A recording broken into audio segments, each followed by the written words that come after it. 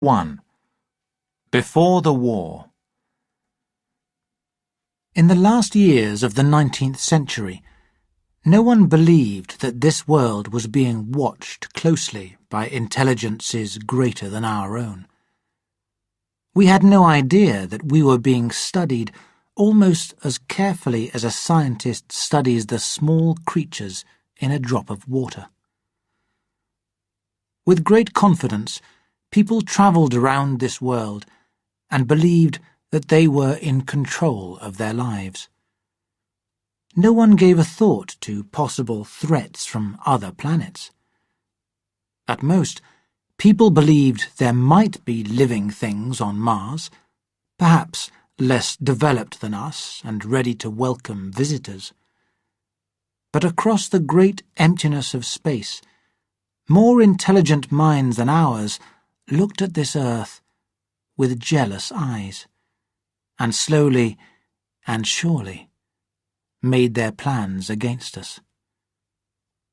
And early in the 20th century, the Great Shock came.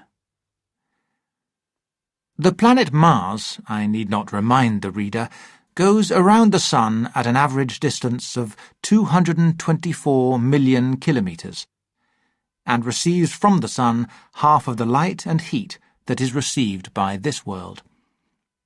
It must be, if scientific thinking is correct, older than our world, and life on its surface began a long time before this Earth cooled down. Because it is hardly 1/7 of the size of Earth, it cooled more quickly to the temperature at which life could begin. It has air and water and all that is necessary to support living things.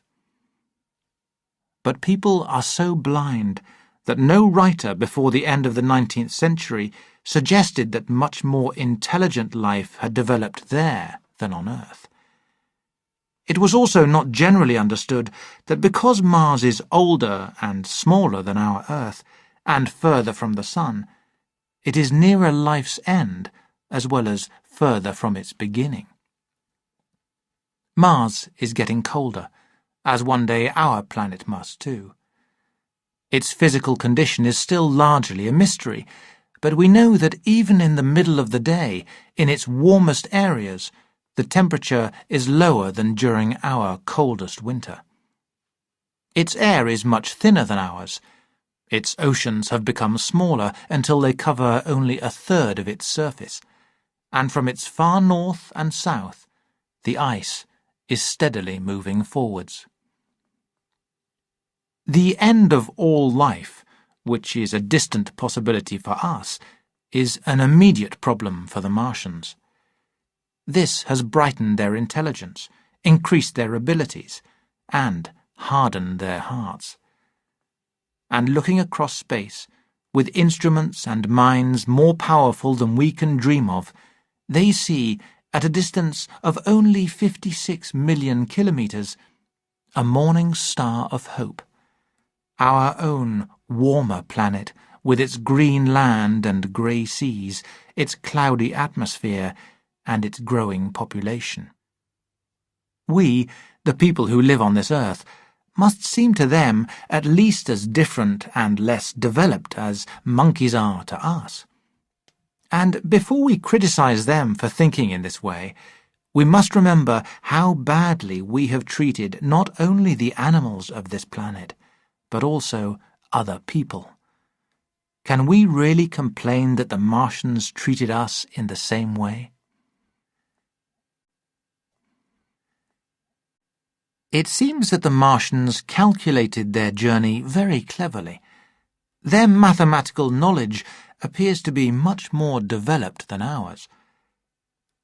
During 1894, a great light was seen on the surface of the planet by a number of astronomers. I now believe that this was a fire built to make an enormous gun in a very deep pit. From this gun, their shots were fired at us. The attack came 6 years ago. Towards midnight on the 12th of August, one astronomer noticed a great cloud of hot gas on the surface of the planet. In fact, he compared it to the burning gases that might rush out from a gun.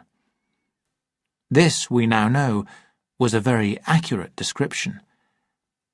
However, the next day there was no report in the newspapers, except one small note in the Daily Telegraph, and the world knew nothing of one of the greatest dangers that ever threatened Earth. I do not think I would have known anything about it myself if I had not met Ogilvy, the well-known astronomer. He was very excited at the news and invited me to spend the night with him, watching the red planet. Despite everything that has happened since, I still remember that night very clearly. Looking through the telescope, I saw a circle of deep blue with a little round planet in the centre. Because it was so small, I did not see the thing they were sending us, which was flying quickly towards me across that great distance. I never dreamed of it then, as I watched. Nobody on Earth knew anything about the approaching missile. That night, too, there was another sudden cloud of gas from the distant planet, as a second missile started on its way to Earth from Mars, just under 24 hours after the first one. I saw a reddish flash at the edge, the slightest bend in its shape, as the clock struck midnight.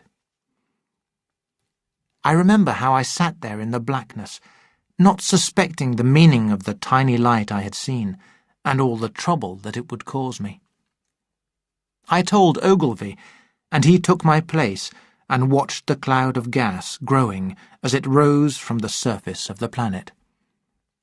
He watched until 1, and then we lit the lamp and walked over to his house. Hundreds of observers saw the flame that night, and the following night at about midnight, and again the night after that. For 10 nights they saw a flame each night. No one on Earth has attempted to explain why the shots ended after this. It may be that the gases from the firing caused the Martians inconvenience. Thick clouds of smoke or dust, which looked like little grey moving spots through a powerful telescope on Earth, spread through the clearness of the planet's atmosphere and hid its more familiar features. Even the daily papers woke up to these events at last, and there was much discussion of their cause. But no one suspected the truth, that the Martians had fired missiles which were now rushing towards us at a speed of many kilometres a second across the great emptiness of space. It seems to me almost unbelievably wonderful that with that danger threatening us, people could continue their ordinary business as they did. One night, when the first missile was probably less than 15 million kilometres away, I went for a walk with my wife. I pointed out Mars, a bright spot of light rising in the sky, towards which so many telescopes were pointing. The night was warm. Coming home, a group of partygoers from Chertsey passed us, singing and playing music. There were lights in the upper windows of the houses as people went to bed. From the distant railway station came the sound of trains. The world seemed so safe and peaceful. Chapter 2. The Falling Star. Only a few nights later, the first falling star was seen towards the east. Denning, our greatest astronomer, said that the height of its first appearance was about 150 kilometres. It seemed to him that it fell to Earth about 100 kilometres east of him. I was at home at the time, and writing in my study with the curtains open. If I had looked up, I would have seen the strangest thing that ever fell to Earth from space. But I did not. Many people in that part of England saw it, and simply thought that another meteorite had fallen. Nobody went to look for the fallen star that night. But poor Ogilvy had seen it fall, and so he got up very early, with the idea of finding it. This he did soon after dawn. An enormous hole had been made, and the earth had been thrown violently in every direction, forming piles that could be seen 2 kilometres away. The thing itself lay almost completely buried in the earth. The uncovered part looked like an enormous cylinder, about 30 metres across each end. It was covered with a thick, burnt skin, which softened its edges. He approached it, surprised at the size and even more surprised at the shape, since most meteorites are fairly round. It was, however, still very hot from its flight through the air, and he could not get close to it. He could hear movement from inside, but thought this was due to it cooling down. He did not imagine that it might be hollow. He remained standing on one side of the pit that the thing had made for itself, staring at its strange appearance, and thinking that there might be some intelligent design in its shape. He was alone on the common. Then suddenly he noticed that some of the burnt skin was falling off the round edge at the end. A large piece suddenly came off with a sharp noise that brought his heart into his mouth. For a minute he hardly realized what this meant, and although the heat was great, he climbed down into the pit to see the cylinder more closely. He realized that very slowly the round top of the cylinder was turning.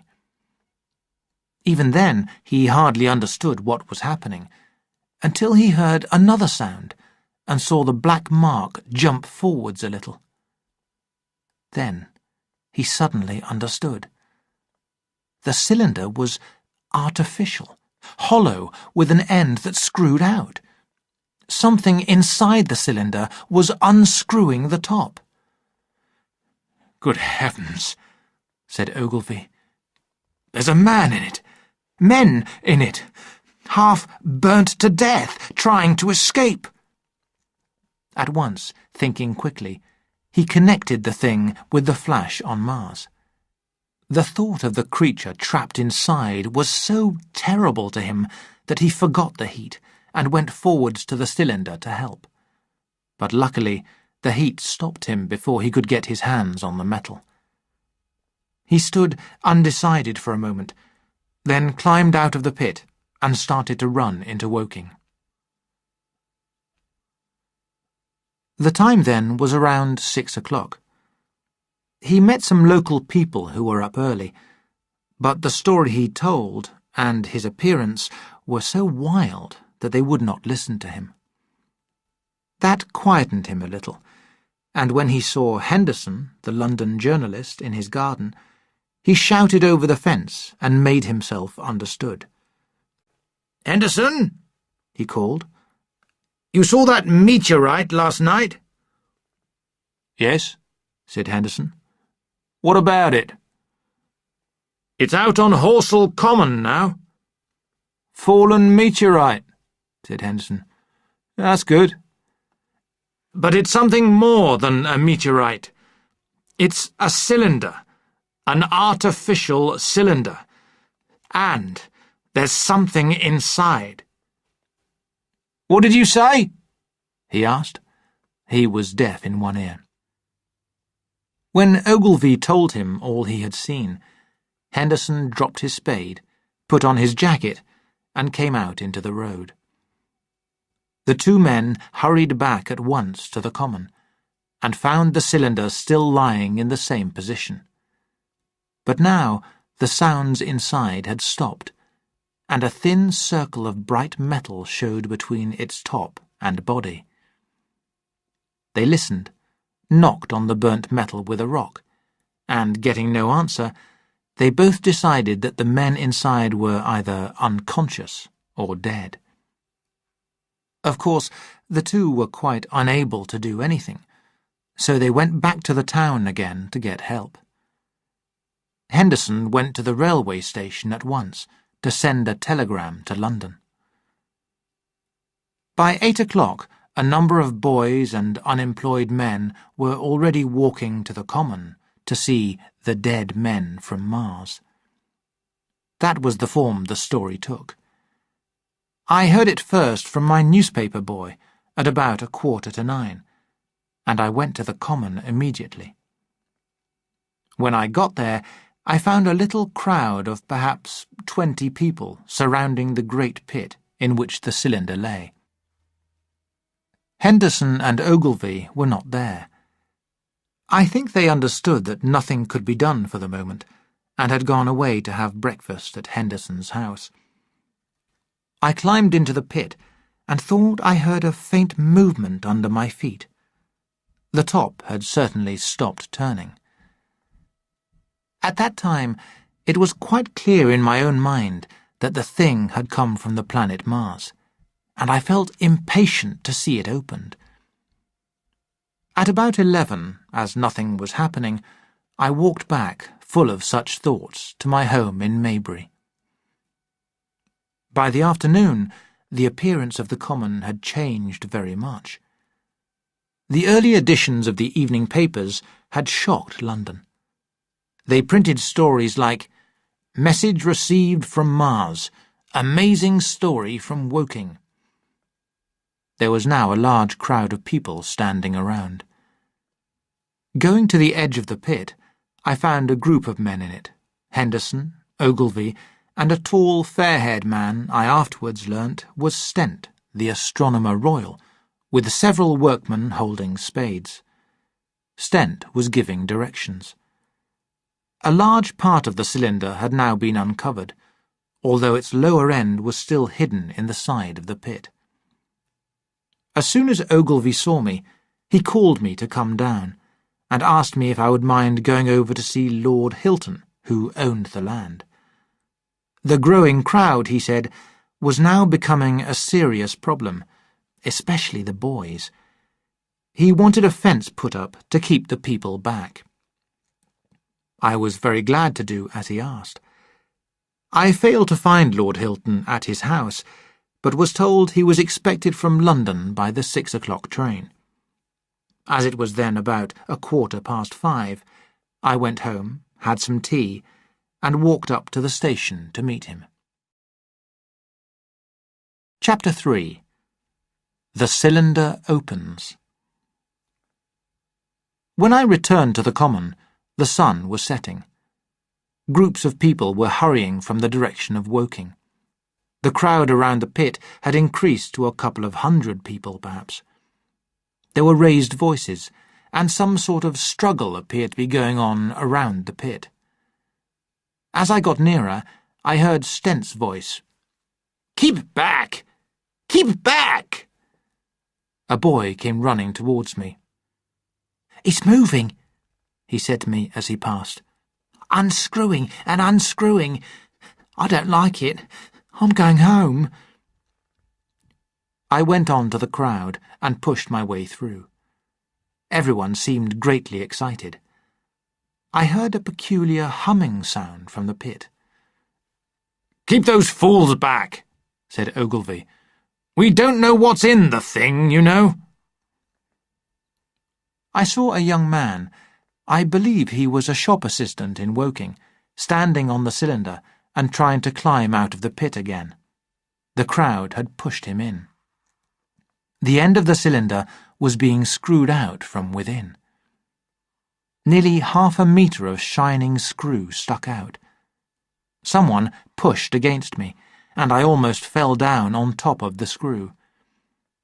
I turned, and as I did, the screw came out, and the lid of the cylinder fell onto the sand with a ringing sound. I pressed back against the person behind me, and turned my head towards the thing again. I had the sunset in my eyes, and for a moment the round hole seemed black.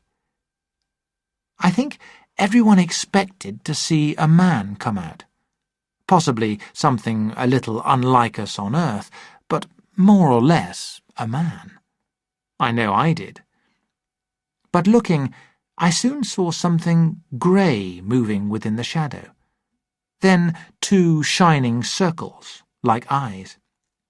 Then something like a little grey snake, about the thickness of a walking stick, came out of the middle and moved through the air towards me. And then another. I suddenly felt very cold. There was a loud scream from a woman behind. I half turned, still keeping my eyes on the cylinder, from which other tentacles were now coming out, and began pushing my way back from the side of the pit. I saw shock changing to horror on the faces of the people around me, and there was a general movement backwards. I found myself alone, and saw the people on the other side of the pit running off. I looked again at the cylinder, and felt great terror. A big, greyish, round creature, the size, perhaps, of a bear, was rising slowly and painfully out of the cylinder. As it moved up and caught the light, it shone like wet leather. Two large, dark-coloured eyes were looking at me steadily. The head of the thing was rounded and had, one could say, a face. There was a mouth under the eyes, and its lipless edge shone wetly. The whole creature was breathing heavily. One tentacle held onto the cylinder, another moved in the air. Suddenly, the creature disappeared. It had fallen over the edge of the cylinder and into the pit. I heard it give a peculiar cry, and then another of these creatures appeared in the deep shadow of the door. I turned and ran madly towards the first group of trees, perhaps 100 meters away. I fell a number of times because I was running with my head turned round. I could not take my eyes away from these creatures. The common was now covered with small groups of people. They were all very frightened, but still interested in the strange happenings in the pit. Then I saw a round object moving up and down. It was the head of the shop assistant who had fallen in, looking black against the hot western sky. He got his shoulder and knee up, but again he seemed to slip back until only his head was visible. Then he disappeared, and I thought I heard a faint scream. For a moment I wanted to go back and help him, but I was too afraid. The sun went down before anything else happened. The crowd around the pit seemed to grow as new people arrived. This gave people confidence, and as darkness fell, a slow, uncertain movement on the common began. Black figures in 2s and 3s moved forwards, stopped, watched, and moved again, getting closer and closer to the pit.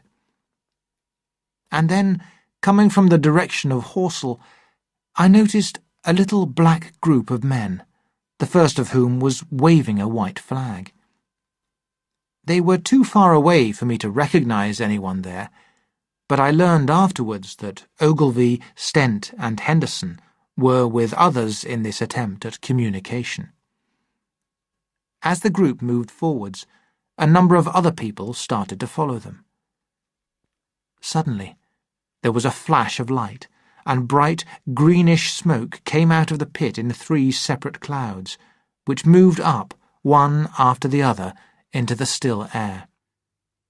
The smoke, or flame perhaps would be a better word for it, was so bright that the deep blue sky overhead seemed to darken as these clouds rose. At the same time, we could hear a faint sound, which changed into a long, loud humming noise. Slowly, a dark shape rose out of the pit, and a beam of light seemed to flash out from it. Then flashes of bright fire came from the men, and I realized that the Martians were using some kind of invisible ray. Then, by the light of their own burning, I saw each of the men falling, and their followers turning to run. I stood, staring, watching as man after man fell over. As the unseen ray of light passed over them, trees caught fire, and even the bushes exploded into flame. And far away to the west, I saw flashes of trees and bushes and wooden buildings suddenly set on fire. This flaming death, this invisible sword of heat, was sweeping round quickly and steadily.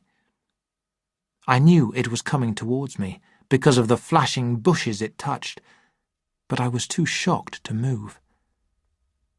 All along a curving line beyond the pit, the dark ground smoked. Then the humming stopped, and the black, rounded object sank slowly out of sight into the pit. All this happened so quickly that I stood without moving, shocked by the flashes of light. If that death had swung round a full circle, it would have killed me. But it passed and let me live, and left the night around me suddenly dark and unfamiliar. There was nobody else around. Overhead the stars were coming out, and in the west the sky was still a pale, bright, almost greenish blue. The tops of the trees and the roofs of Horsell were sharp and black against the western sky.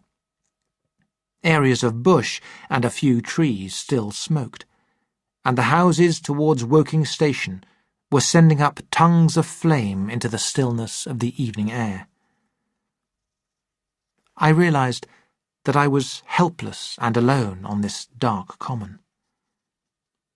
Suddenly, like a thing falling on me from above, came fear.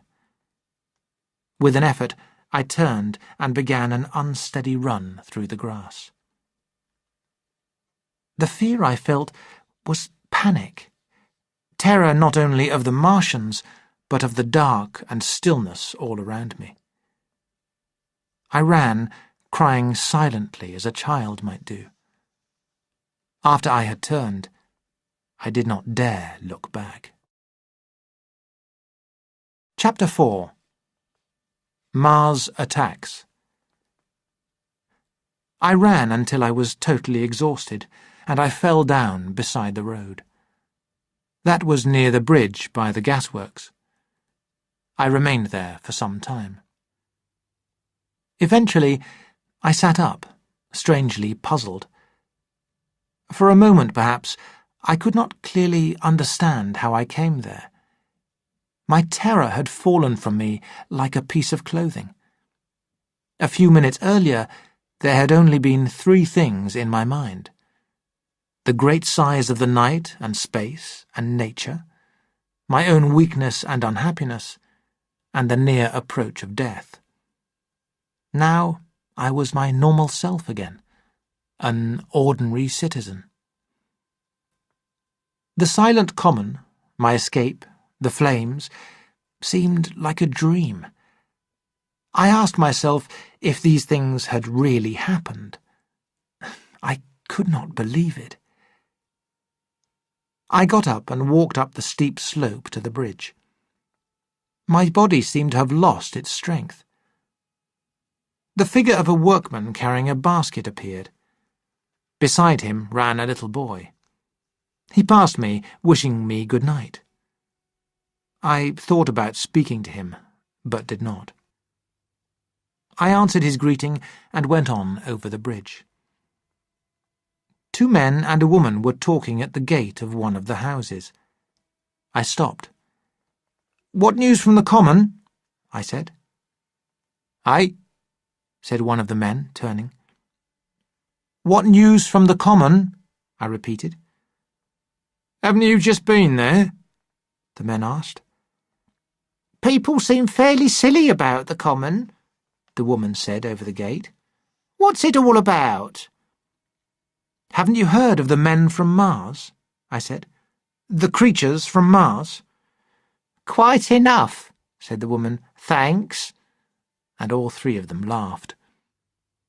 I felt foolish and angry. I tried, but could not tell them what I had seen.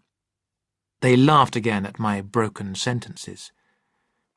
"You'll hear more soon," I said, and went on to my home. My wife was shocked when she saw me, because I looked so tired and dirty. I went into the dining room, sat down, and told her the things that I had seen.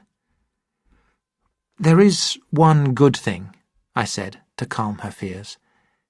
"They are the slowest, fattest things I ever saw crawl. They may stay in the pit and kill people who come near them, as they cannot get out of it, but they are so horrible."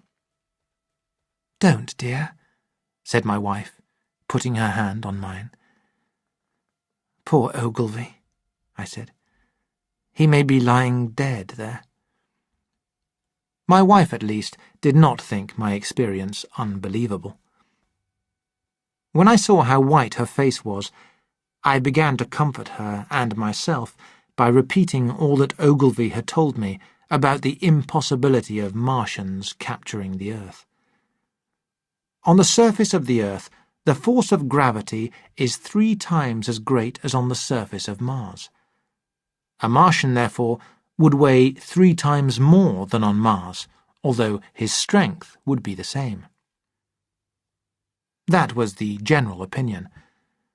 Both the Times and the Daily Telegraph, for example, said this very confidently the next morning.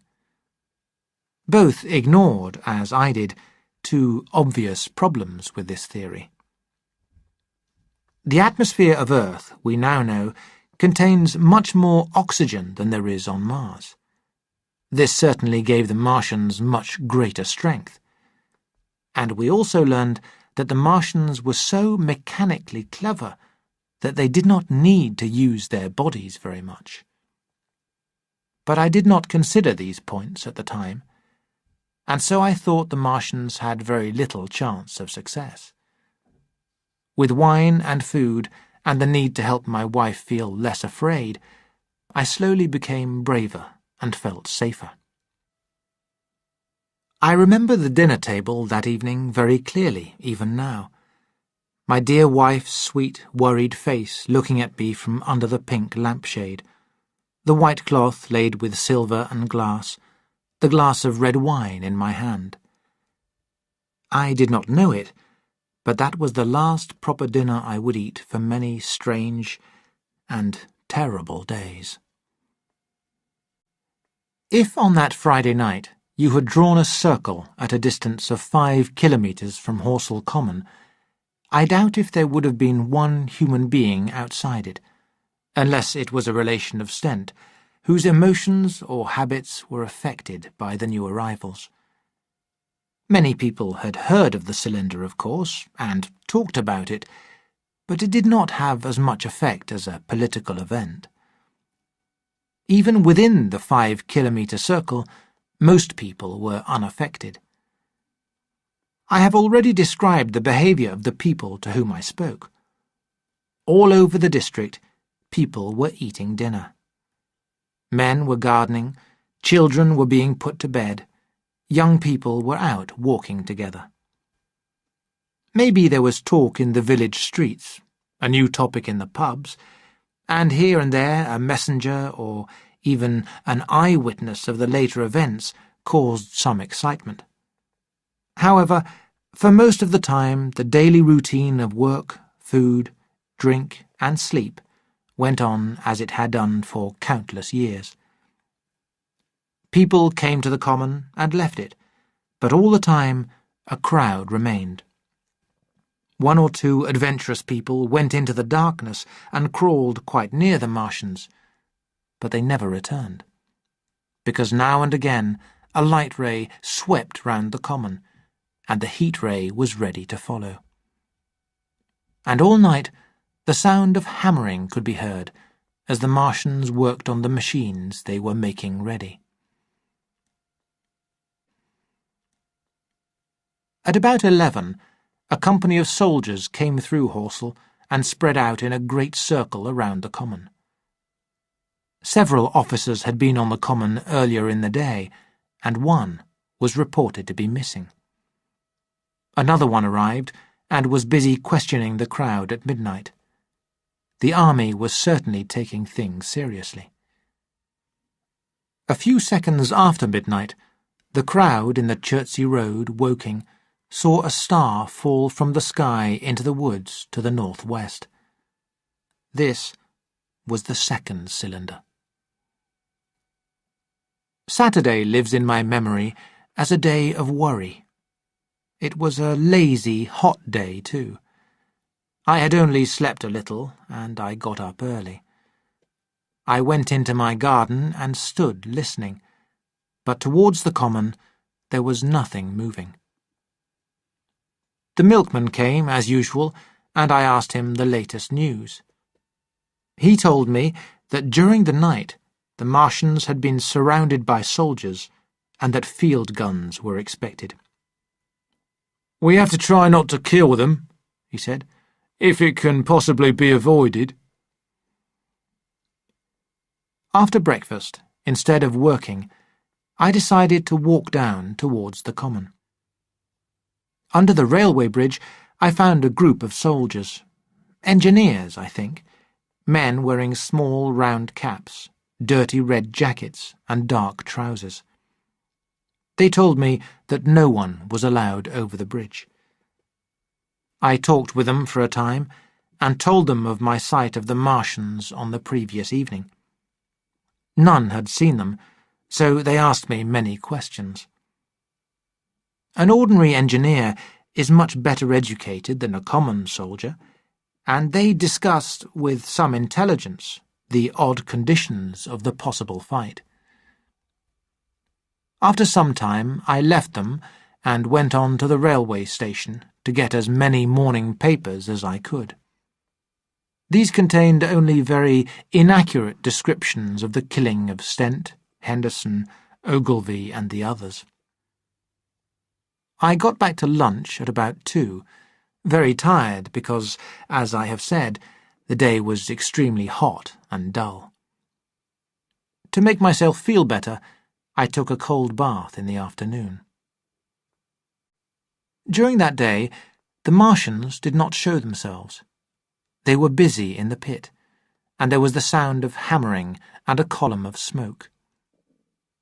"New attempts have been made to signal, but without success," was how the evening papers later described it. An engineer told me that this was done by a man crawling forwards with a flag on a long pole. The Martians took as much notice of him as we would of a cow. At about 3 o'clock, I heard the sound of a gun firing regularly from the direction of Chertsey. I learned that they were shooting into the wood in which the second cylinder had fallen. An hour or two later, a field gun arrived for use against the first cylinder. At about 6 in the evening, as I had tea with my wife in the garden, I heard an explosion from the common, and immediately after that, the sound of gunfire. Then came a violent crash quite close to us that shook the ground. I rushed out onto the grass and saw the tops of the trees around the Oriental College burst into smoky red flame, and the tower of the little church beside it slide down into ruins. The roof of the college was in pieces. Then one of our chimneys cracked, and broken bricks fell down onto the flower bed by my study window. My wife and I stood amazed. Then I realized that the Martians could hit the top of Maybury Hill with their heat ray, because they had cleared the college out of the way. After that, I took my wife's arm and ran with her out into the road. Then I went back and fetched the servant. "We can't stay here," I said, and as I spoke, the firing started again for a moment on the common. "But where can we go?" said my wife in terror. I thought, puzzled. Then I remembered my cousins in Leatherhead. "Leatherhead!" I shouted above the sudden noise. She looked away from me downhill. Surprised people were coming out of their houses. "How will we get to Leatherhead?" she asked. Down the hill I saw some soldiers rush under the railway bridge. 3 went through the open doors of the Oriental College, and 2 began running from house to house. The sun, shining through the smoke that rose up from the tops of the trees, seemed blood-red, and threw an unfamiliar bright light on everything. "Wait here," I said. "You are safe here." I ran at once towards the pub, whose owner had a horse and cart. I ran because I realized that soon everyone on this side of the hill would be moving. I found the pub's owner in his bar, with no idea of what was going on. I explained quickly that I had to leave my home, and arranged to borrow the cart, promising to bring it back before midnight. At the time, it did not seem to me so urgent that he should leave his home. I drove the cart down the road, and leaving it with my wife and servant, rushed into the house and packed a few valuables. While I was doing this, a soldier ran past. He was going from house to house, warning people to leave. I shouted after him, "What news?" He turned, stared, shouted something about crawling out in a thing like a dish cover, and moved on to the gate of the next house. I helped my servant into the back of the cart, then jumped up into the driver's seat beside my wife. In another moment, we were clear of the smoke and the noise, and moving quickly down the opposite side of Maybury Hill. Chapter 5. Running Away.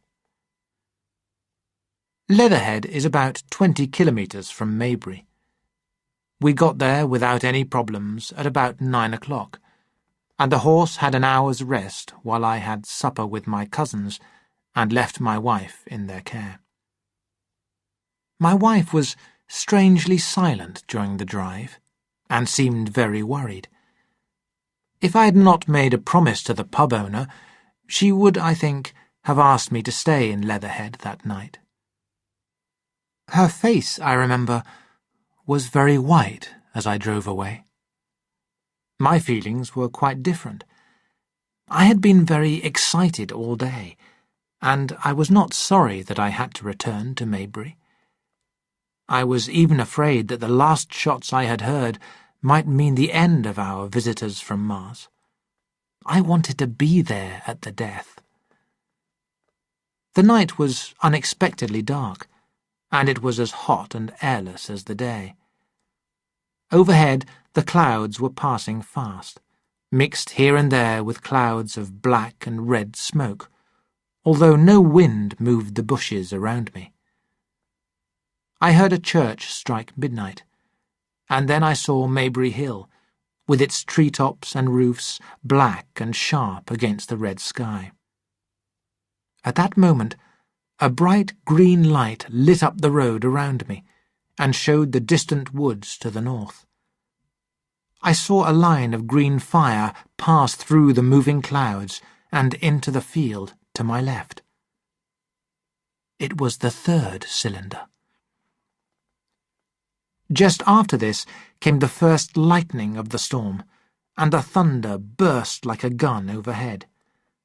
The horse ran forwards in terror at high speed. There is a gentle slope towards the foot of Maybury Hill, and down this we went. After the lightning had begun, it flashed again and again, as quickly as I have ever seen. The thunder crashed almost all the time. The flashing light was blinding and confusing, and thin rain hit my face as I drove down the slope. I paid little attention to the road in front of me, and then suddenly my attention was caught by something. At first, I thought it was the wet roof of a house, but the lightning flashes showed that it was moving quickly down Maybury Hill. Then there was a great flash like daylight, and this strange object could be seen clearly. How can I describe this thing that I saw? It was an enormous tripod, higher than many houses, stepping over the young trees. It was a walking engine of shining metal. Then, suddenly, the trees in the wood ahead of me were pushed to the side, and a second enormous tripod appeared, rushing, as it seemed, straight towards me, and I was driving fast to meet it. At the sight of this second machine, I panicked completely. I pulled my horse's head hard round to the right. The cart turned over on the horse, and I was thrown sideways. I fell heavily into a shallow pool of water. I crawled out almost immediately, and lay, my feet still in the water, under a bush. The horse did not move. His neck was broken, poor animal. And by the lightning flashes I saw the turned-over cart and one wheel still spinning slowly. Then the enormous machine walked past me and went uphill. As it passed, it gave a deafening howl that was louder than the thunder. Halloo! Halloo! And a minute later, it was with another one, half a kilometre away, bending over something in a field. I have no doubt that this was the third of the cylinders they had fired at us from Mars. I was wet with rain above and pool water below. It was some time before my shock would let me struggle up into a drier position, or think of the great danger I was in. I got to my feet at last, and, keeping low, managed to get into a wood near Maybury without the machines seeing me. Staying in the wood, I moved towards my own house. If I had really understood the meaning of all the things I had seen, I would have gone back to join my wife in Leatherhead immediately. But that night it was all very strange, and I was physically exhausted, wet to the skin, deafened, and blinded by the storm. All these things prevented me from making a sensible decision. I walked up the narrow road towards my house. Near the top, I stood on something soft, and by a flash of lightning, saw the body of a man. I had never touched a dead body before, but I forced myself to turn him over and feel for his heart. He certainly was dead. It seemed that his neck had been broken. Then the lightning flashed again, and I saw his face. It was the owner of the pub, whose cart I had taken. I stepped over him nervously and moved on up the hill. Towards Maybury Bridge there were voices and the sound of feet, but I did not have the courage to shout or go to them. I let myself into my house and locked the door, walked to the bottom of the stairs, and sat down, shaking violently. It was some time before I could get to my feet again and put on some dry clothes. After that, I went upstairs to my study. The window looks over the trees and the railway towards Horsell Common. In the hurry to leave, it had been left open. I stopped in the doorway, at a safe distance from it. The thunderstorm had passed. The towers of the Oriental College and the trees around it had gone. Very far away, lit by red fire, the common was visible. Across the light, great black shapes moved busily backwards and forwards. I closed the door noiselessly and moved nearer the window. The view opened out until, on one side, it reached to the houses around Woking Station, and on the other, to the burnt woods of Byfleet. Between them were areas of fire and smoking ground. The view reminded me, more than anything else, of factories at night. I turned my desk chair to the window and stared out at the country, and in particular at the 3 enormous black things that were moving around the common. They seemed very busy. I began to ask myself what they could be. Were they intelligent machines? I felt this was impossible. Or did a Martian sit inside each, controlling it in the same way that a man's brain controls his body? The storm had left the sky clear, and over the smoke of the burning land, the tiny bright light of Mars was dropping into the west, when a soldier came quietly into my garden. I got up and leant out of the window. "Psst," I said in a whisper.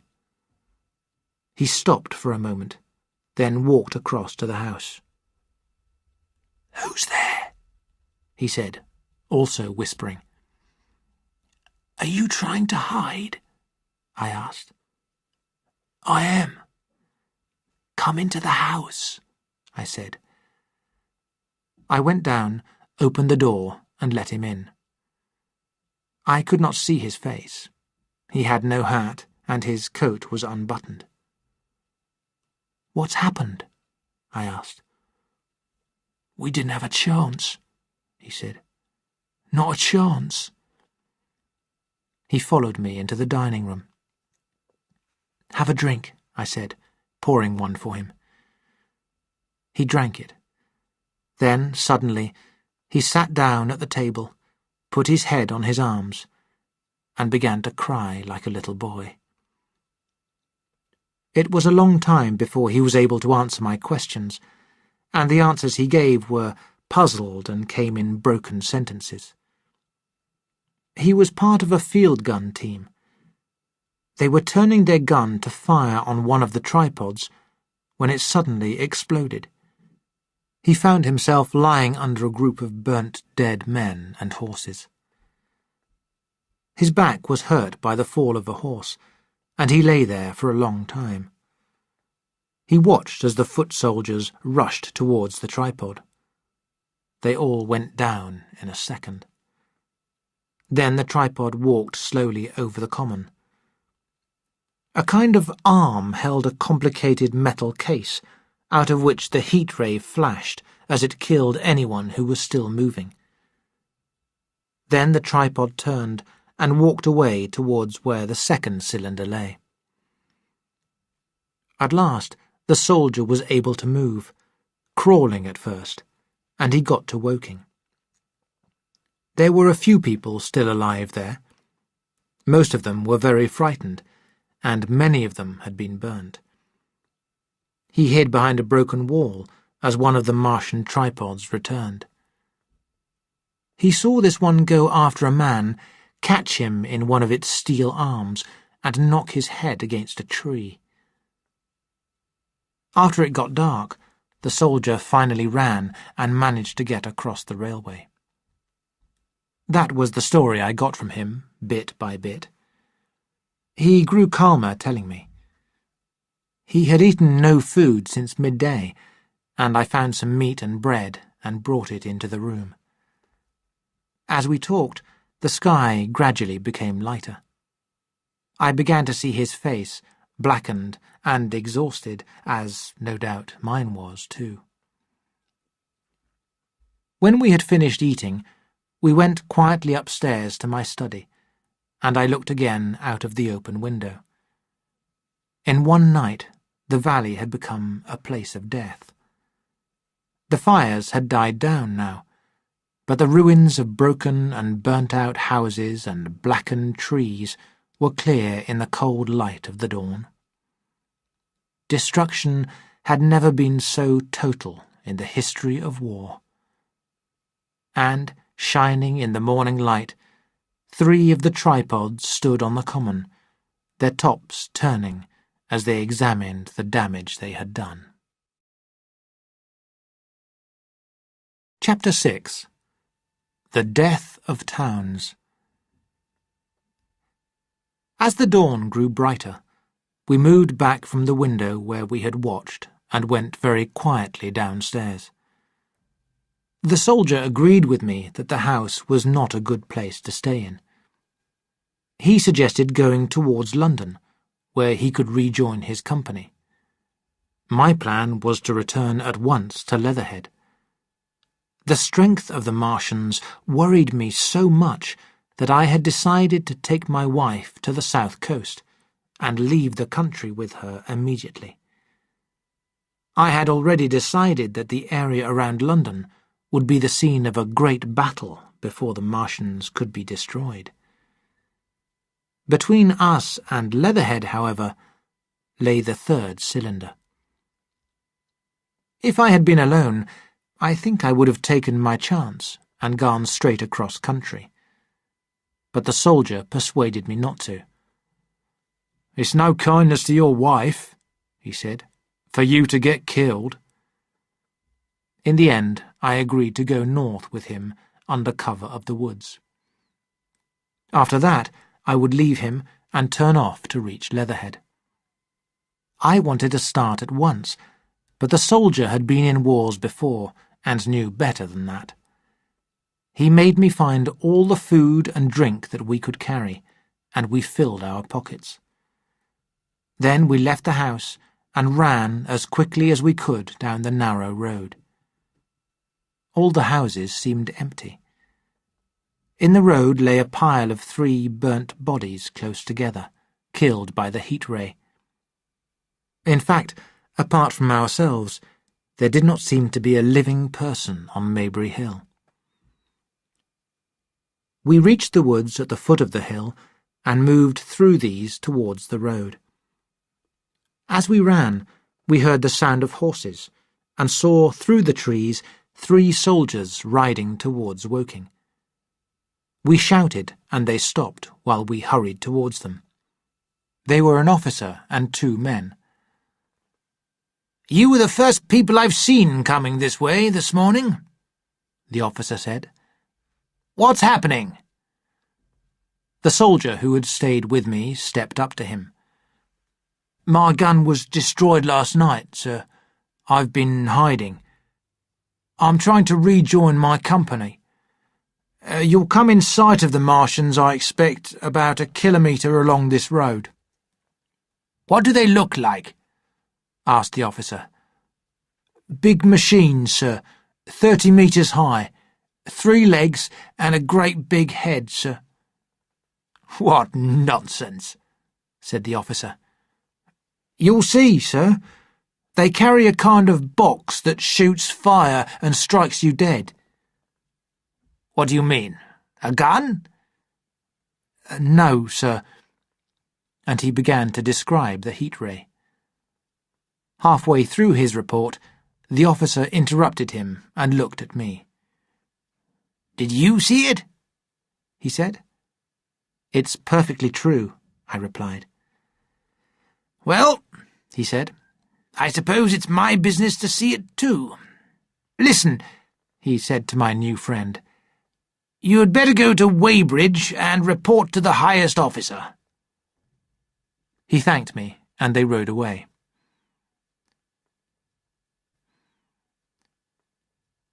By Byfleet Station we came out from the trees and found the country calm and peaceful in the morning sunlight.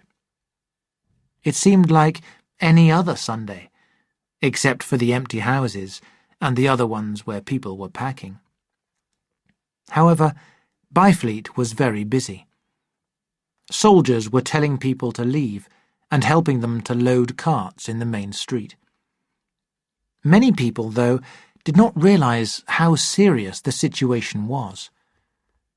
I saw one old man with a big box and a number of flower pots, angrily arguing with a soldier who wanted him to leave them behind. "Do you know what's over there?" I said, pointing towards the woods that hid the Martians. "Eh?" he said. "I was explaining that these are valuable." "Death!" I shouted. "Death is coming! Death!" And leaving him to think about that, I hurried on to Weybridge. We remained there until midday, and at that time found ourselves at the place where the River Wey joins the River Thames. Here we found an excited crowd of people. There was no great fear at this time, but already there were more people than all the boats could carry across the Thames. Every now and then people looked nervously at the fields beyond Chertsey, but everything there was still. Then came the sound of a gun, and almost immediately other guns across the river, unseen because of the trees, began to fire. Everyone stood still, stopped by the sudden sound of battle, near us but invisible to us. Then we saw a cloud of smoke far away up the river. The ground moved, and a heavy explosion shook the air, smashing 2 or 3 windows in the houses and leaving us shocked. "Look!" shouted a man. "Over there! Do you see them?" Quickly, one after the other, 1, 2, 3, 4 of the Martian machines appeared, far away over the low trees towards Chertsey. Then, from a different direction, a 5th one came towards us. Their metal bodies shone in the sun as they moved forwards to the guns. One on the left, the furthest away, held a large case high in the air, and the terrible heat ray shone towards Chertsey and struck the town. At the sight of these strange, quick and terrible creatures, the crowd near the water's edge seemed for a moment to be totally shocked. There was no screaming or shouting, but a silence. Then came some quiet talk and the beginning of movement. A woman pushed at me with her hand and rushed past me. I turned, but I was not too frightened for thought. "Get under water!" I shouted, but nobody listened. I turned around again and ran towards the approaching Martian, ran right down the stony beach and dived into the water. Others did the same. The stones under my feet were muddy and slippery, and the river was so low that I moved perhaps 7 meters before I could get under the surface. I could hear people jumping off boats into the water. But the Martian took no notice of us. When I lifted my head, it was looking towards the guns that were still firing across the river. It was already raising the case which sent the heat ray when the first shell burst 6 meters above its head. I gave a cry of surprise. Then 2 other shells burst at the same time in the air near its body. Its head twisted round in time to receive, but not in time to avoid, the 4th shell. This exploded right in its face. Its head flashed and burst into a dozen broken pieces of red flesh and shining metal. "Hit!" I shouted. The headless machine marched on, swinging from side to side. It hit a church tower, knocking it down, then moved on and fell into the river out of sight.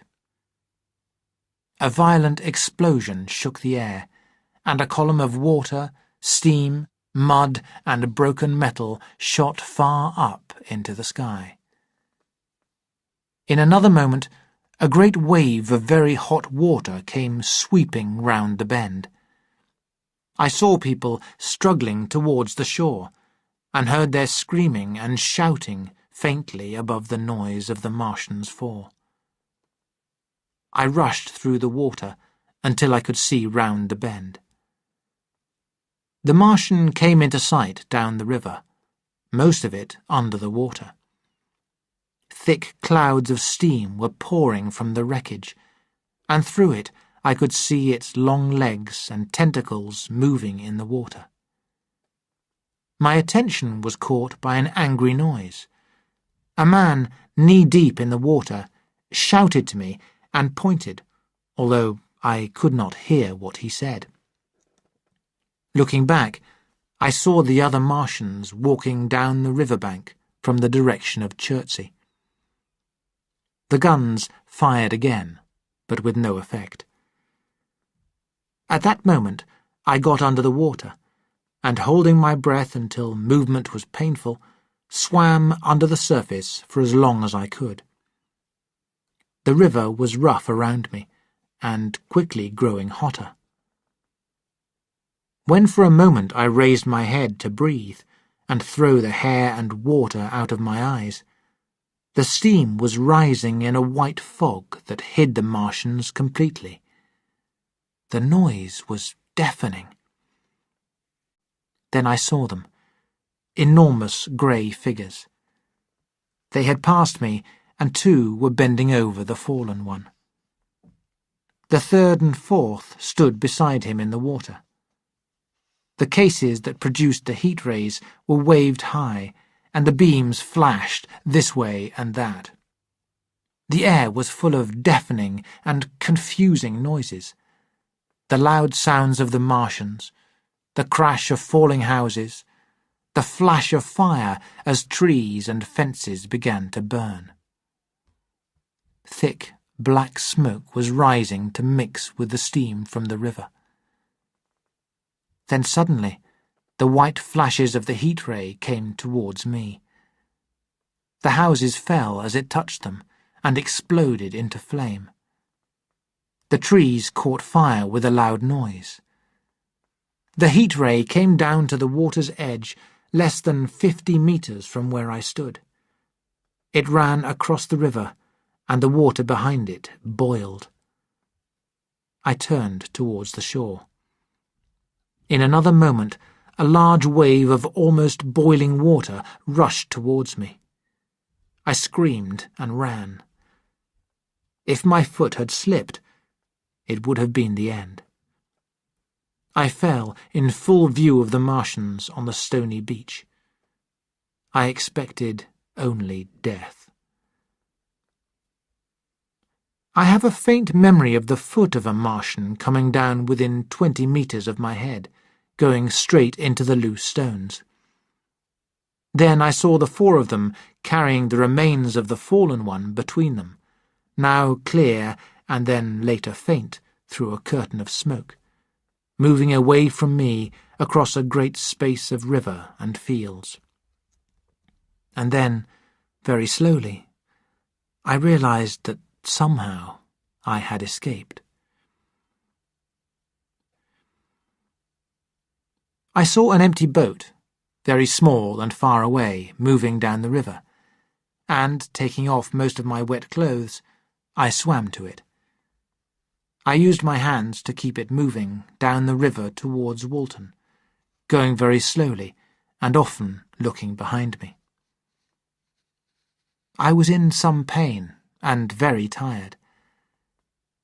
When the bridge at Walton was coming into sight, I landed on the Middlesex bank and lay down, very sick, in the long grass.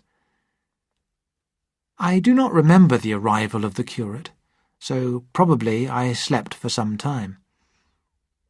As I woke up, I noticed a seated figure with his face staring at the sky, watching the sunset. I sat up, and at the sound of my movement, he looked at me. "Have you any water?" I asked. He shook his head. "You have been asking for water for the last hour," he said. For a moment we were silent, staring at each other. He spoke suddenly, looking away from me. "What does it mean?" he said. "What do these things mean?" I gave no answer. "Why are these things allowed? What have we done? What has Weybridge done? The morning service was over. I was walking the roads to clear my brain, and then fire and death. All our work, everything destroyed. The church, we rebuilt it only 3 years ago. Gone. Why? Another pause, and then he shouted, "The smoke of her burning goes up for ever and ever." His eyes were wide, and he pointed a thin finger in the direction of Weybridge. It was clear to me that the great tragedy in which he was involved, it seemed that he had escaped from Weybridge, had driven him to the edge of madness. "Are we far from Sunbury?" I said very quietly. "What can we do?" he asked. "Are these creatures everywhere? Has the earth been given to them?"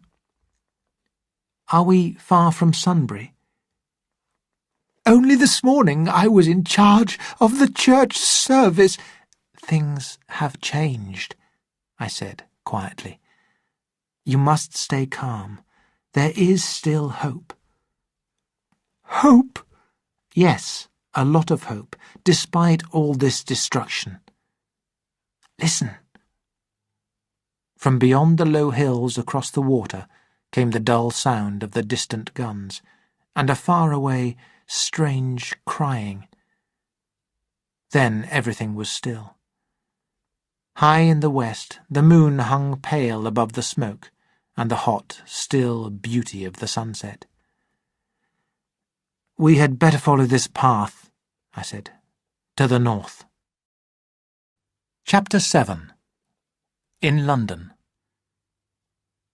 My younger brother was in London when the Martians fell at Woking.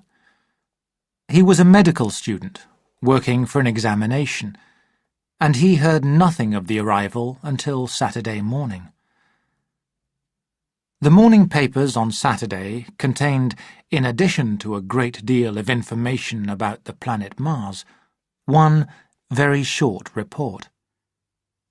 The Martians, alarmed by the approach of a crowd, had killed a number of people with a quick-firing gun, the story said. It ended with the words, "Although they seem frightening, the Martians have not moved from the pit into which they have fallen, and don't seem able to do so."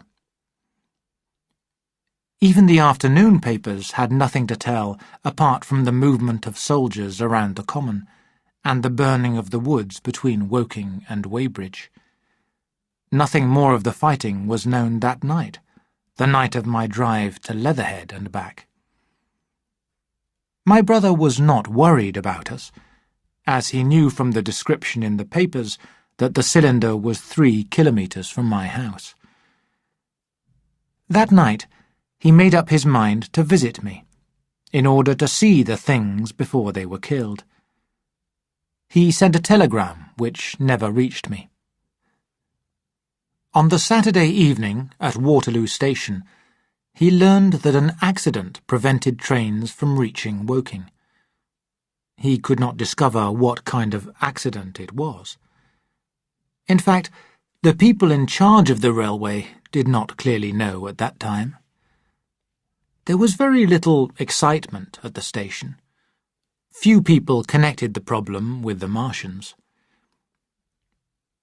I have read in another description of these events that on Sunday morning all London was panicked by the news from Woking. In fact, this is simply not true. Plenty of Londoners did not hear of the Martians until Monday morning. Some did, but they needed time to realise what all the reports in the Sunday papers actually meant. But most people in London do not read Sunday papers.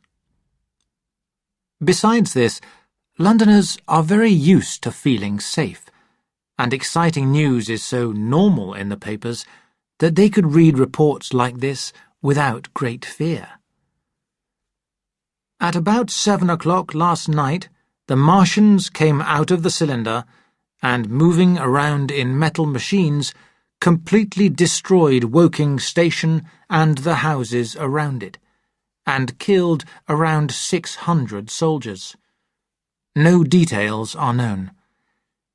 Machine guns are completely useless against them, and field guns have been put out of action. The Martians appear to be moving towards Chertsey. People in West Surrey are very worried, and defences have been built to slow the Martians' movement towards London. No one in London knew what the Martians looked like, and there was still a fixed idea that they must be slow, crawling, moving painfully. Words like these were in all the earlier reports.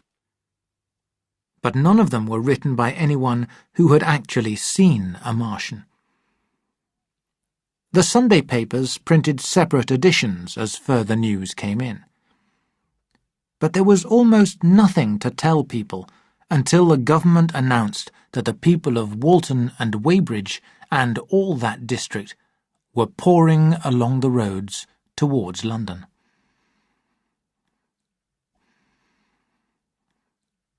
My brother went again to Waterloo Station to find out if the line to Woking was open. There he heard that the Chertsey line was also closed. He learned that several unusual telegrams had been received in the morning from Byfleet and Chertsey stations, but that these had suddenly stopped. My brother could get very little exact information out of them. "There's fighting going on around Weybridge," was all the information they had. Quite a number of people who had been expecting friends to arrive by train were standing at the station. One man spoke to my brother. "There are lots of people coming into Kingston in carts and things, with boxes and cases," he said. "They come from Weybridge and Walton, and they said guns have been heard at Chertsey, heavy firing, and that soldiers told them to move out at once because the Martians are coming." "What does it all mean? The Martians can't get out of their pit, can they?" My brother could not tell him. At about 5 o'clock, the growing crowd in the station was greatly excited by the opening of the line between the south-eastern and south-western stations, which is usually closed. Then trains carrying large guns and many soldiers passed through the station, moving towards Kingston. Soon after that, the police arrived and began to move the crowd out of the station, and my brother went out into the street again. On Waterloo Bridge, a number of people were watching an odd brown liquid that came down the river from time to time. The sun was just setting, and the Houses of Parliament stood against a peaceful sky. There was talk of a floating body. In Wellington Street, my brother met two men selling newspapers which had just been printed. The advertising board said, "Terrible tragedy. Fighting at Weybridge. Defeat of the Martians. London in danger." He bought a paper. Then, and only then, he understood something of the full power and terror of the Martians. He learned that they were not just a few small, crawling creatures, but that they could control enormous mechanical bodies. They could move quickly and strike with such power that even the biggest guns could not stand against them. They were described as great machines like spiders, nearly 30 meters high, as fast as an express train, and able to shoot out a beam of strong heat. Many field guns, the report said, had been hidden around the country near Horsell Common, and especially between the Woking district and London. 5 of the machines had been seen moving towards the Thames, and one, by a lucky chance, had been destroyed. In other cases, the shells had missed, and the guns had at once been destroyed by the heat rays. Heavy losses of soldiers were mentioned, but in general the report was optimistic. "The Martians had been defeated," my brother read. "They had gone back to their cylinders again in the circle around Woking. Guns, including some very large ones, were moving in quickly. 116 were now in position, mainly covering London. There had never been such a large or fast movement of war equipment in England before. No doubt, said the report, the situation was strange and serious, but the public was asked to avoid and discourage panic. No doubt the Martians were very frightening, but there could not be more than 20 of them against our millions. All down Wellington Street, people could be seen reading the paper. Men came running from buses to get copies. Certainly, people were excited by the news, whatever they had felt before. A map shop in the Strand opened specially, and a man in his Sunday clothes could be seen inside, quickly fixing maps of Surrey to the shop window.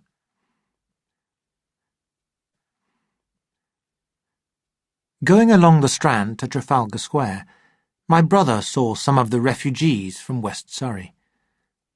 There was a man with his wife and 2 boys and some pieces of furniture in a cart, and close behind him came another one with 5 or 6 well-dressed people and some boxes and cases. The faces of the people showed that they were very tired. Some distance behind them was a man on an old-fashioned bicycle. He was dirty and white-faced. My brother turned towards Victoria Station and met a number of people like these. He had an idea that he might see me. He noticed an unusual number of police controlling the traffic. Some of the refugees were exchanging news with the people on the buses. Most were excited by their strange experience.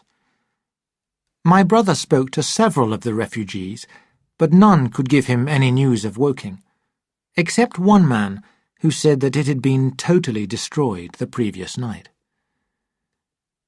At that time there was a strong feeling on the streets that the government should be blamed because they had not destroyed the Martians already. At about 8 o'clock, the sound of firing could be heard clearly all over the south of London. My brother walked from Westminster to his room near Regent's Park. He was now very worried about me. There were 1 or 2 carts with refugees going along Oxford Street, but the news was spreading so slowly that Regent Street and Portland Place were full of people taking their usual Sunday night walk. Along the edge of Regent's Park, there were as many romantic couples as there had ever been. The night was warm and still. The sound of guns continued from time to time, and after midnight there seemed to be lightning in the south.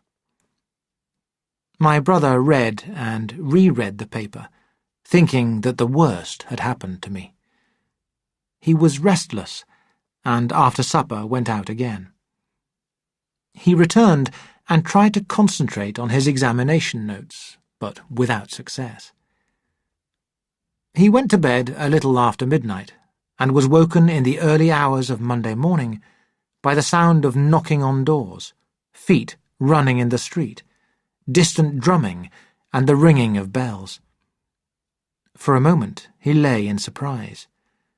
Then he jumped out of bed and ran to the window. Up and down the street, other windows were opening, and people were shouting questions. "They are coming!" a policeman shouted back, banging on the door. "The Martians are coming!" Then he hurried to the next door. The sound of drums came from the army base in Albany Street, and bells were ringing in every church. There was a noise of doors opening, and the lights went on in window after window in the houses across the street. A closed carriage came up the street, quickly followed by a number of other fast-moving vehicles. Most of them were going to Chalk Farm Station, where special trains were being loaded. For a long time, my brother stared out of the window in total surprise, watching the policeman banging at door after door. Then he crossed the room and began to dress, running with each piece of clothing to the window in order to miss nothing of the growing excitement. And then men selling unusually early newspapers came shouting into the street. "London in danger! Kingston and Richmond defences broken! Terrible killing in the Thames Valley!"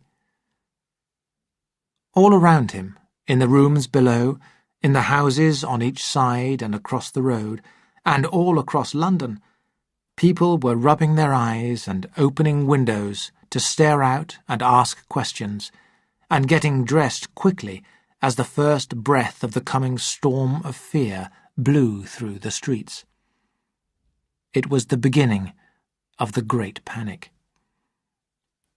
London, which had gone to bed on Sunday night, not knowing much and caring even less, was woken in the early hours of Monday morning to a real sense of danger.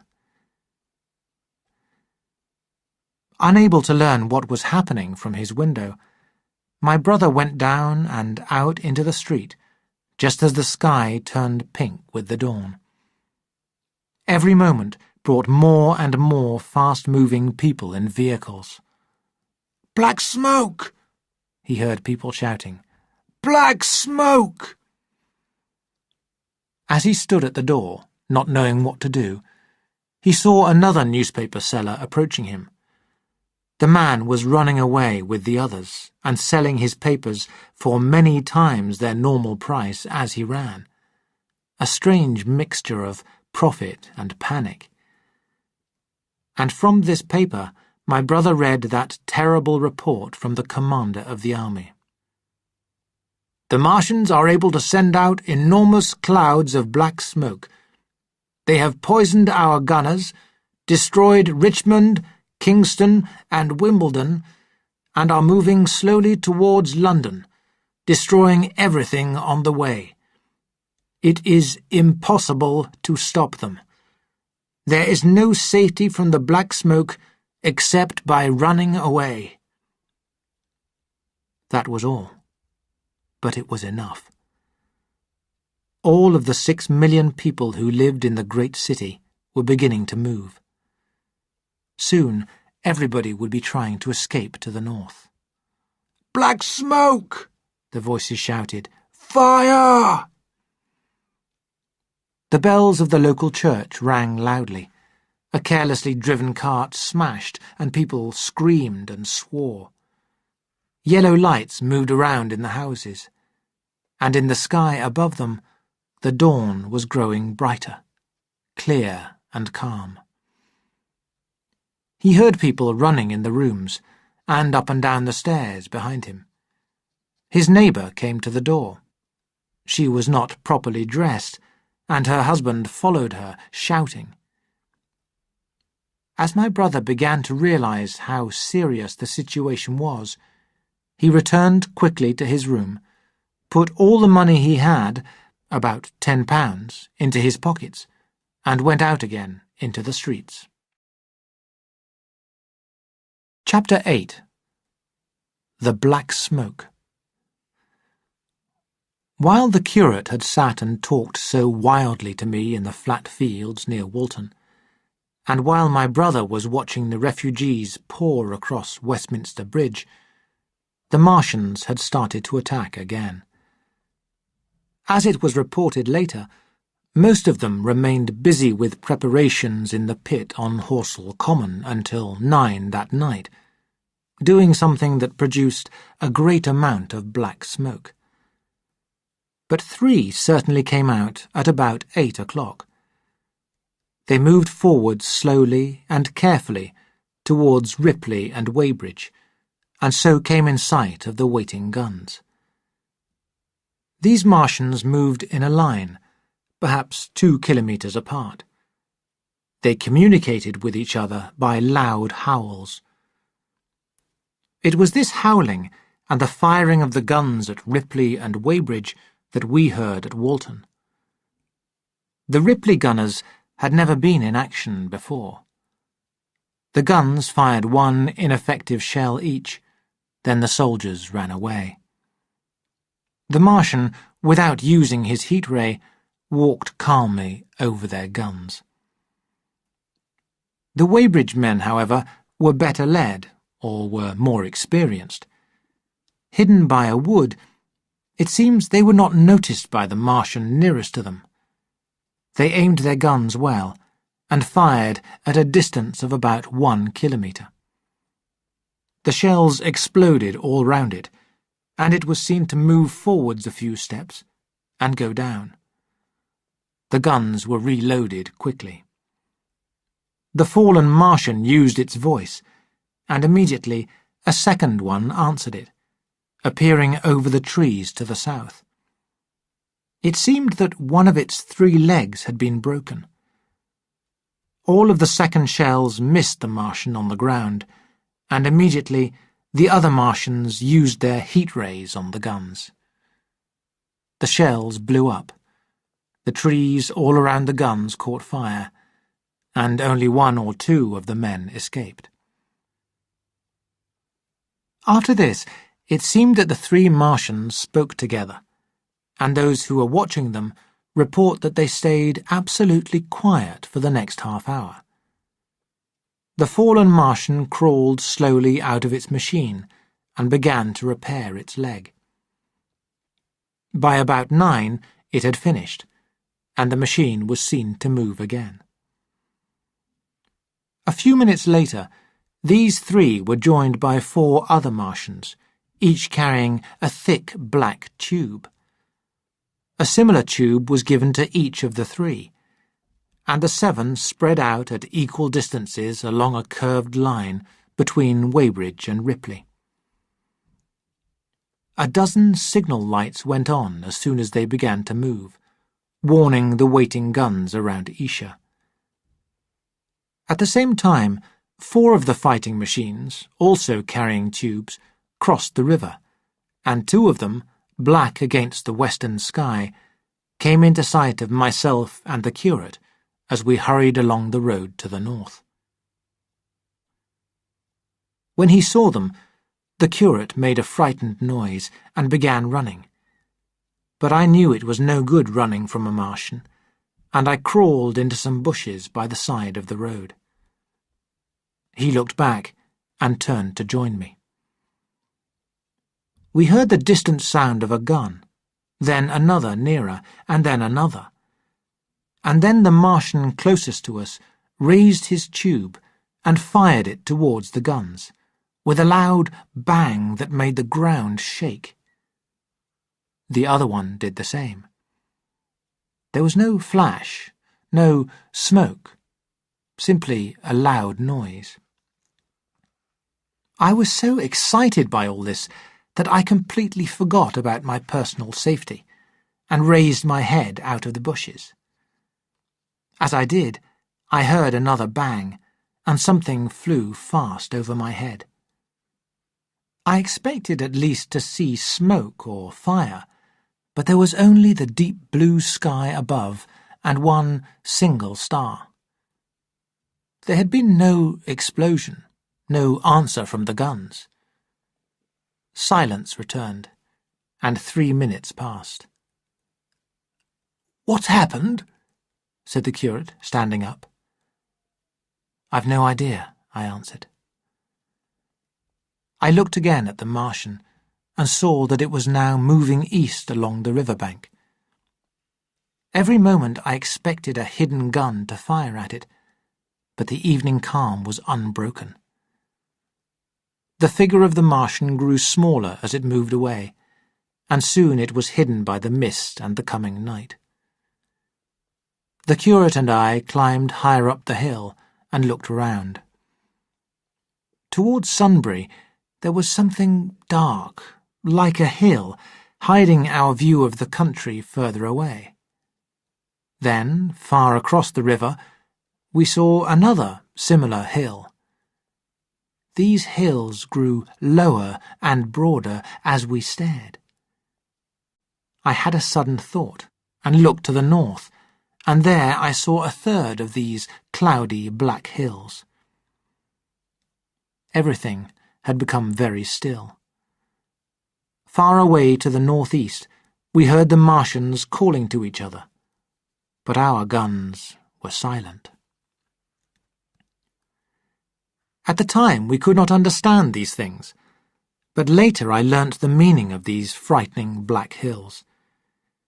Each of the Martians, standing in the great curve I have described, had used the tube he carried to fire a large cylinder over whatever hill, wood, or other possible hiding place for guns might be in front of him.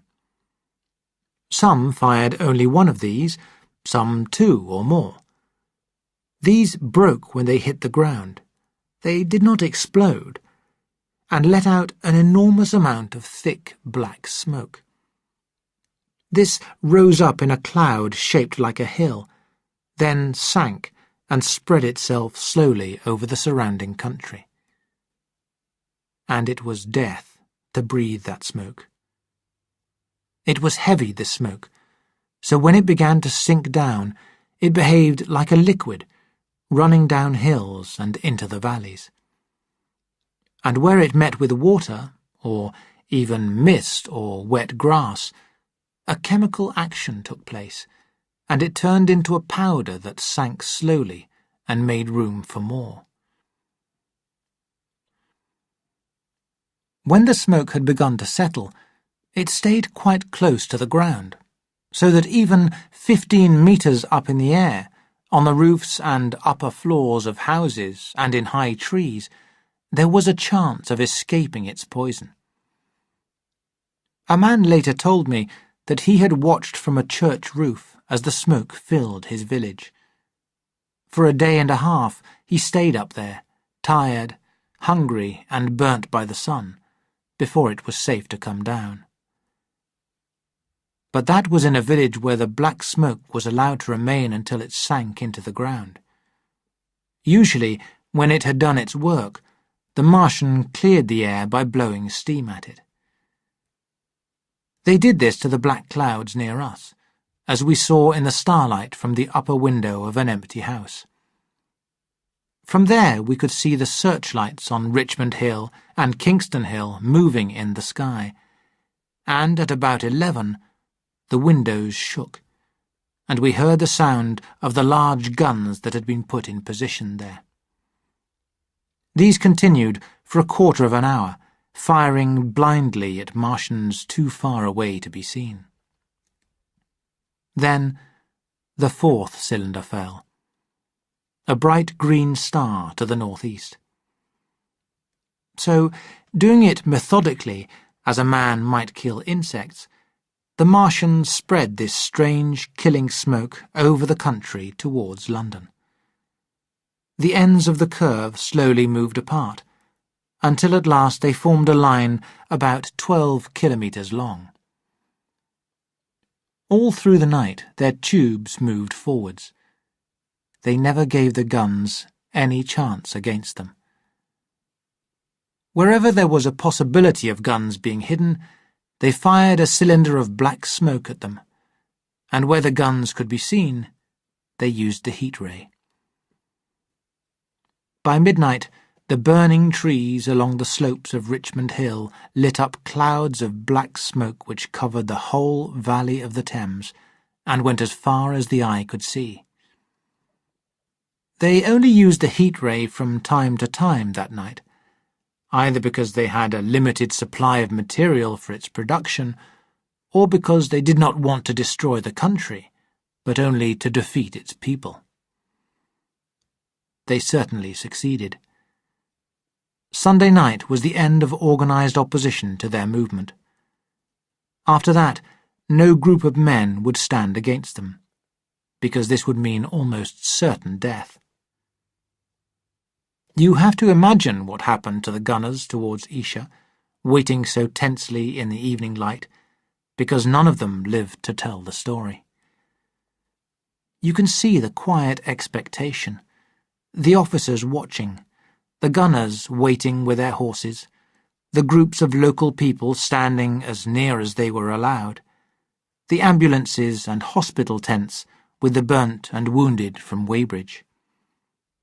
Then came the dull noise of the shots that the Martians fired, and the cylinder flying over the trees and houses and breaking in the neighbouring fields. You can imagine, too, how they watched as the blackness rose into the sky. The men and horses near it were seen running, screaming, falling down. There were shouts of fear, the guns suddenly left behind, men on the ground struggling to breathe, and the fast spreading of the dark smoke. A silent black cloud hiding its dead. Before dawn, the black smoke was pouring through the streets of Richmond. The government, already falling apart, made one last effort. It told the people of London that they had to run away. Chapter 9. Escape. You can understand the wave of fear that swept through the greatest city in the world at dawn on Monday morning. People ran to the railway stations, to the boats on the Thames, and hurried by every street that went north or east. By 10 o'clock, the police were finding it hard to keep control. All the railway lines north of the Thames had been warned by midnight on Sunday, and trains were being filled. Passengers were fighting for standing room in the carriages, even at 2 o'clock in the morning. By 3, the crowds were so large around the stations that people were being pushed over and walked on. Guns were fired, and knives were used. The police, who had been sent to direct the traffic, exhausted and angry, were fighting with the people they had been called out to protect. And as time passed, and the engine drivers and firemen refused to return to London, the people turned in growing crowds away from the stations and onto the roads running north. By midday, a cloud of slowly sinking black smoke had moved along the Thames, cutting off all escape across the bridges. Another cloud came over Ealing and surrounded a little island of people on Castle Hill, alive but unable to escape. After trying unsuccessfully to get onto a train at Chalk Farm, my brother came out into the road, pushed through the hurrying lines of vehicles, and had the luck to be at the front of a crowd which was taking bicycles from a shop. He got his hands on one. He put a hole in its front tyre while he was pulling it through the broken window, and cut his wrist, but he managed to get away on it. The foot of Haverstock Hill was blocked by fallen horses, but my brother got onto the Belsize Road. So he escaped from the worst of the panic in London, and reached Edgware at about 7. A kilometre before the village, the front wheel of the bicycle broke. He left it at the roadside and walked on. People there were standing on the pavement, looking in surprise at the growing crowds of refugees. He succeeded in getting some food at a pub. My brother had some friends in Chelmsford, and this perhaps made him take the road that ran to the east. He saw few other refugees until he met the 2 ladies who later travelled with him. He arrived just in time to save them. He heard their screams and, hurrying round the corner, saw a couple of men trying to pull them out of the little cart which they had been driving, while a third held on to the frightened horse's head. One of the ladies, a short woman dressed in white, was screaming. The other, younger one, was hitting the man who held her arm with a whip. My brother shouted and ran towards them. One of the men turned towards him. Realizing from his face that a fight was unavoidable, and being a good boxer, my brother hit him hard and knocked him back onto the wheel of the cart. It was no time for fair fighting, and my brother quietened him with a kick, then took hold of the collar of the man who held the younger lady's arm. He heard the horse move forwards, and then the third man hit him between the eyes. The man he held pulled himself free and ran off down the road in the direction from which he had come. Still recovering, my brother found himself facing the man who had held the horse's head, and realized that the cart was moving away along the road. The man, who looked very well built, tried to move in closer, but my brother hit him in the face. Then, realizing that he was alone, he ran along the road after the cart, with the big man behind him. The man who had run away had now stopped and turned, and was following my brother at a greater distance. Suddenly, my brother fell. The big man tripped over him, and when my brother got to his feet, he found himself facing both of them. He would have had very little chance if the younger lady had not very bravely stopped the cart and returned to help him. It seemed that she had had a gun all the time, but it had been under her seat when they were attacked. She fired from 6 meters away, narrowly missing my brother. The less brave of the two attackers ran away, and the other one followed, cursing him. They both stopped further down the road, where the third man lay unconscious. "Take this," the younger lady said, and she gave my brother the gun. "Let's go back to the cart," said my brother, wiping the blood from his lip. They walked to where the lady in white was struggling to hold the frightened horse. My brother looked back along the road. The robbers had had enough and were moving away. "I'll sit here," he said, "if I may," and he got up on the front seat. The younger lady sat beside him and made the horse move. My brother learned that the two women were the wife and younger sister of a doctor living in Stanmore. The doctor had heard about the Martians at the railway station, on his way home from seeing a patient, and had sent them off, promising to follow after telling the neighbours. He said he would catch up with them by about 4:30 in the morning, but it was now nearly 9, and there was no sign of him. They stopped and waited for a few hours, but the doctor did not appear. The younger woman suggested that they should move on and catch a train at St. Albans. My brother, who had seen the situation at the stations in London, thought that was hopeless. He suggested that they should drive across Essex to the sea at Harwich, and from there get right out of the country. Mrs. Elphinston, that was the name of the woman in white, refused to listen to his argument, and kept calling for George, but her sister-in-law was very quiet and sensible, and agreed to my brother's suggestion. So, intending to cross the Great North Road, they went on towards Barnet. As they got closer, they saw more and more people, all tired and dirty. They also noticed a long line of dust rising among the houses in front of them. There was a sharp bend in the road, less than 50 meters from the crossroads. When they came out of it, Mrs. Elphinston said, "Good heavens, what is this you are driving us into?" My brother stopped the horse. The main road was a boiling stream of people, a river of human beings rushing to the north. A great cloud of dust, white under the strong sun, made everything within 5 meters of the ground grey and unclear. More dust was raised all the time by the thick crowd of men and women, horses and vehicles. "Go on! Go on!" the voices said, They're coming!" It seemed that the whole population of London was moving north. There were people of every class and profession, but they were all dusty.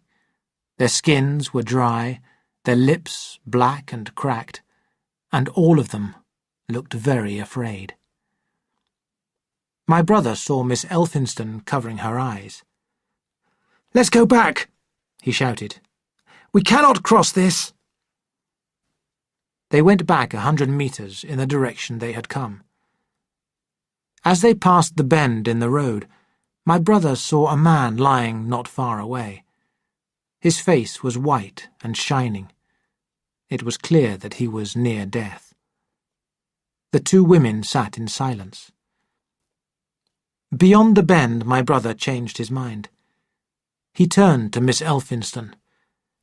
"We must go that way," he said, and turned the horse round again. For the second time that day, the girl showed her courage. My brother went into the crowd and stopped a horse pulling a cart, while she drove in front of it. In another moment, they were caught and swept forwards with a stream of vehicles. My brother, with red whip marks on his face and hands from the cart's driver, got up into the driving seat. "Point the gun at the man behind," he said, giving it to her, "if he pushes us too hard. No, point it at his horse." Then they began to look for a chance of getting to the right side of the road. But as soon as they were in the stream of vehicles, there was little they could do. They were taken through Barnet and were more than a kilometre beyond the centre of the town before they could fight their way across to the other side of the road. They turned to the east and climbed a hill. There they stopped for the rest of the afternoon, because they were all exhausted. They were beginning to feel very hungry, and the night was cold. In the evening, many people came hurrying along the road near their stopping place, escaping from unknown dangers and going in the direction from which my brother had come. Chapter 10. The Thunder Child. If the Martians had only wanted destruction, they could have killed the whole population of London on Monday, as it moved out slowly through the neighbouring countryside. If one had flown over London that morning, every road to the north or east would have seemed black with moving refugees, every one a frightened and exhausted human being. None of the wars of history had such an effect. 6 million people, moving without weapons or food or any real sense of direction. It was the start of the death of the human race. And over the blue hills to the south of the river, the Martians moved backwards and forwards, calmly spreading their poison clouds over one piece of country and then over another. They destroyed any weapons they found, and wrecked the railways here and there. They seemed in no hurry, and did not go beyond the central part of London all that day. It is possible that many people stayed in their houses through Monday morning. It is certain that many died at home, killed by the black smoke. Until about midday, there were still many ships on the Thames, attracted by the enormous sums of money offered by refugees. It is said that many who swam out to these ships were pushed away and drowned. At about 1 o'clock in the afternoon, the thin remains of a cloud of black smoke were seen coming through London's Blackfriars Bridge. This caused a terrible panic, and all the ships and boats tried to leave at the same time. Many became stuck together under Tower Bridge, and the sailors had to fight against people who tried to get on from the riverside. People were actually climbing down onto the boats from the bridge above. When an hour later a Martian walked down the river. There was nothing but broken pieces of boats in the water. I will tell you later about the falling of the 5th cylinder. The 6th one fell in Wimbledon. My brother, watching beside the women in the cart in the field, saw the green flash of it far beyond the hills. On Tuesday, the three of them, still intending to get out to sea, drove through the busy country towards Colchester. That day, the refugees began to realize how much they needed food. As they grew hungry, they began to steal. Farmers defended their animals and crops with guns in their hands. A number of people now, like my brother, were moving to the east, and some were even so desperate that they turned back towards London to get food. These were mainly people from the northern suburbs who had only heard of but not seen the black smoke.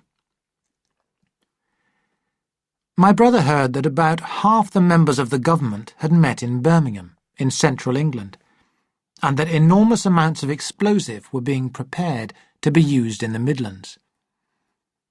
He was told that the Midland Railway Company had started running trains again, and was taking people north from St Albans. There was also a notice which said that within 24 hours bread would be given to the hungry people. But this did not change their plans, and they continued travelling east. They heard no more about the bread than this notice, and nobody else did either. That night, the 7th cylinder fell in London, on Primrose Hill. On Wednesday, my brother and the two women reached Chelmsford, and there a number of people, calling themselves the Council of Public Safety, took their horse for food. Although the three of them were hungry themselves, they decided to walk on. After several more hours on the road, they suddenly saw the sea, and the most amazing crowd of ships of all types that it is possible to imagine. After the sailors could no longer come up the Thames, they went to the towns on the Essex coast to take people onto their ships. Close to the shore was a large number of fishing boats from various countries and steamboats from the Thames. Beyond these were the larger ships, a great number of coal ships, ships carrying goods, and neat white and grey passenger ships from Southampton and Hamburg. About 3 kilometres out there was a warship. This was the Thunder Child, the only one in sight. But far away to the right, a column of smoke marked the position of other warships. These waited in a long line, ready for action, right across the mouth of the Thames, watching the Martian attack, but powerless to prevent it. At the sight of the sea, Mrs. Elphinston panicked. She had never been out of England before. She would rather die than be friendless in a foreign country. She had been growing increasingly upset and depressed during the 2 days' journey. Her great idea was to return to Stanmore. Things had always been safe in Stanmore. They would find George in Stanmore. It was very difficult to get her down to the beach, where after some time my brother caught the attention of some men from a steamboat. They sent a small boat and agreed on a price of £36 for the 3 passengers. The steamboat was going, these men said, to the Belgian port of Ostend. It was about 2 o'clock when my brother got onto it with the 2 women. There was food available, although the prices were very high, and the 3 of them had a meal. There were already around 40 passengers on the boat, some of whom had spent their last money getting a ticket. But the captain stayed until 5 in the afternoon, picking up passengers until the boat was dangerously crowded.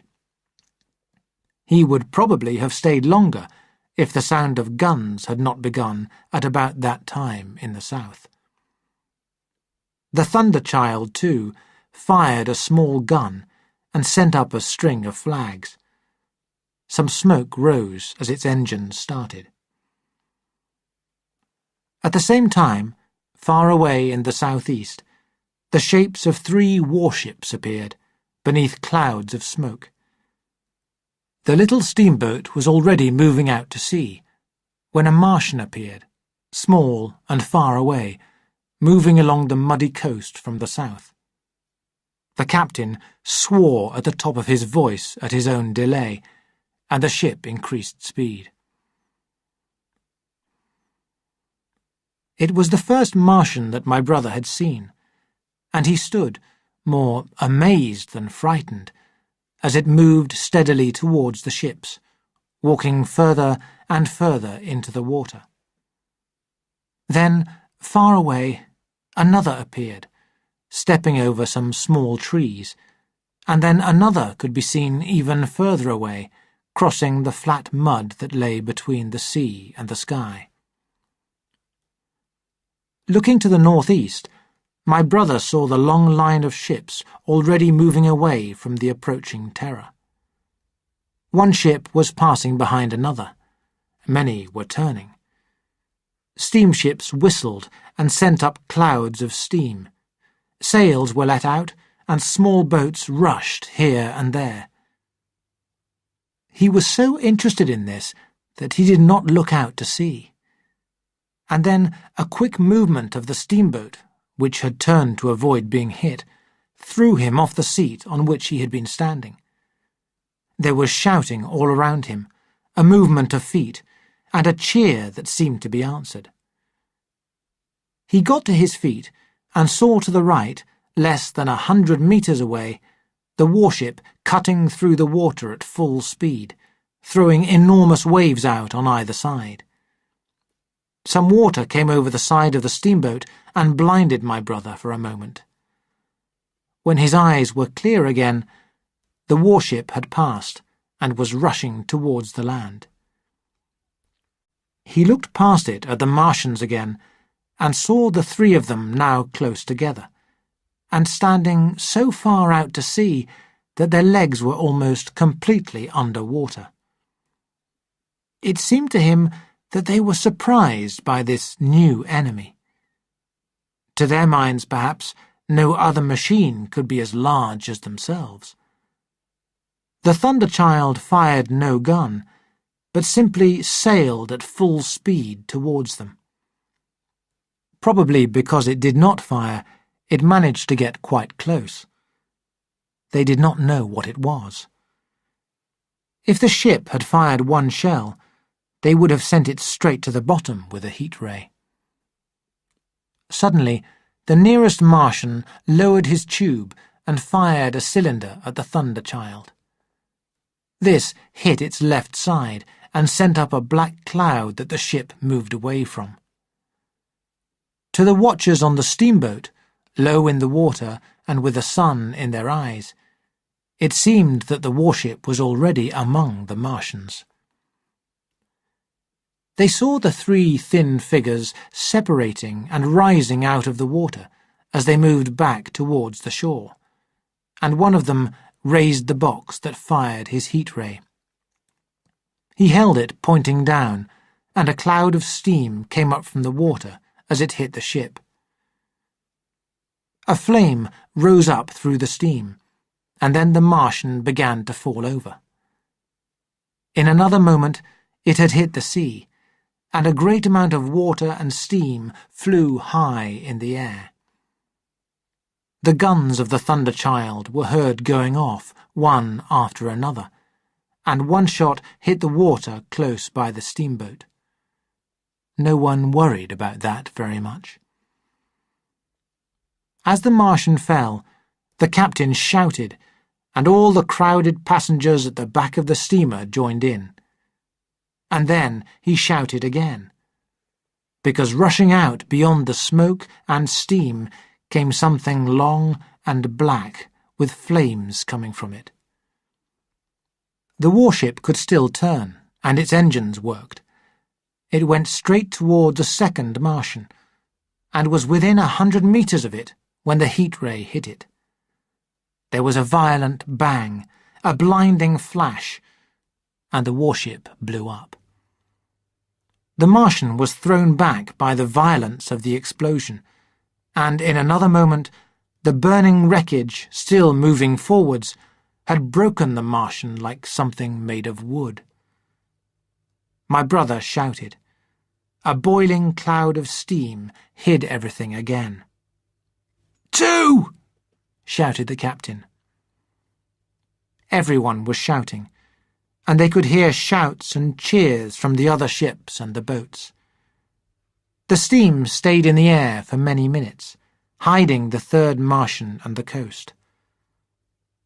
All this time, the steamboat was moving steadily out to sea and away from the fight, and when at last the steam cleared, the black cloud got in the way, and they could see nothing of either the Thunderchild or the third Martian.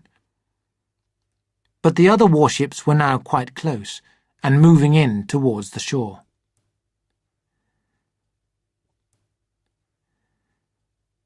The little ship my brother was on continued to move out to sea, and the warships became smaller in the distance. Then, suddenly, out of the golden sunset, came the sound of guns and the sight of black shadows moving. Everyone moved to the side of the steamboat and looked to the west, but smoke rose and blocked the sun. Nothing could be seen clearly. The ship travelled on, while the passengers wondered. The sun sank into grey clouds, the sky darkened, and an evening star came into sight. Then the captain cried out and pointed. Something rushed up into the sky, something flat and broad and very large, and flew in a great curve. It grew smaller, sank slowly, and disappeared again into the night. And as it flew, it rained down darkness on the land. Chapter 11. Earth Under the Martians. In the last 2 chapters I have moved away from my own adventures to tell of the experiences of my brother. All through this time I and the curate had been hiding in the empty house where we went to escape the black smoke. We stayed there all Sunday night and all the next day, the day of the panic, in a little island of daylight, cut off by the black smoke from the rest of the world. We could only wait and be bored during those 2 days. I was very worried about my wife. I thought of her in Leatherhead, frightened, in danger, thinking of me already as a dead man. I knew my cousin was brave enough for any emergency, but he was not the sort of man to understand danger quickly and do something about it. These worries stayed on my mind, and I grew very tired of the curate's constant talking. After trying, and failing, to keep him quiet, I kept away from him in other rooms in the house. We were surrounded by the black smoke all that day and the following morning. There were signs of people in the next house on Sunday evening, a face at a window and moving lights, and later the closing of a door. But I do not know who these people were, or what happened to them. We saw nothing of them the next day. The black smoke moved slowly towards the river all through Monday morning, slowly getting nearer and nearer to us, coming at last along the road outside the house that hid us. A Martian walked across the fields at about midday, killing the stuff with steam. When we looked out, I saw the country covered with black dust, but we were no longer trapped. As soon as I saw that escape was possible, my dream of action returned. But the curate did not want to leave. "We are safe here. Safe here, he repeated. I decided to leave him. The soldier had taught me well, and I looked for food and drink and a spare shirt to take with me. When it was clear to the curate that I intended to go alone, he suddenly decided to come. Everything was quiet through the afternoon, and we started at about 5 o'clock along the blackened road to Sunbury. Here and there along the road, and in Sunbury itself, were dead bodies of horses as well as men, turned over carts and luggage, all covered thickly with black dust. As we passed other small towns, we found them unaffected by either heat ray or black smoke, and there were some people alive, although none could give us news. Here, too, there were signs of quick departure. I remember a pile of 3 broken bicycles, flattened by the wheels of passing carts. We crossed Richmond Bridge at about 8:30. Once again, on the Surrey side, there was black dust that had once been smoke, and some dead bodies, a number of them near the approach to the station. Then, suddenly, as we walked north, we saw some people running. The top of a Martian fighting machine came into sight over the housetops, less than 100 metres away from us. We stood, shocked by our danger, and if the Martian had been looking down, we would have died immediately. We were too frightened to go on, and hid in a hut in a garden. There the curate lay down, crying silently and refusing to move again. But my fixed idea of reaching Leatherhead would not let me rest, and in the evening I went out again. I left the curate in the hut, but he came hurrying after me. That second start was the most foolish thing I ever did. It was obvious that the Martians were all around us. As soon as the curate caught up with me, we saw either the fighting machine we had seen before, or another one, far away across the fields. 4 or 5 little black figures hurried in front of it, and in a moment it became obvious that this Martian was hunting them. In 3 steps it was among them, and they ran away in all directions. It did not use its heat ray, but picked them up one by one and threw them into a large metal box which stuck out behind it. For the first time, I realized that perhaps the Martians had another purpose, apart from destroying human beings. We stood for a moment in terror, then ran through a gate behind us into a garden, and hid in a corner until the stars were out. It was nearly 11 o'clock before we felt brave enough to go out again. We kept away from the road, moving through gardens and some areas full of trees. When we got to Sheen, the curate said that he felt unwell, and we decided to try one of the houses. The one we chose was in a walled garden, and in the kitchen we found some food. There were 2 loaves of bread, a raw steak, and some cooked meat.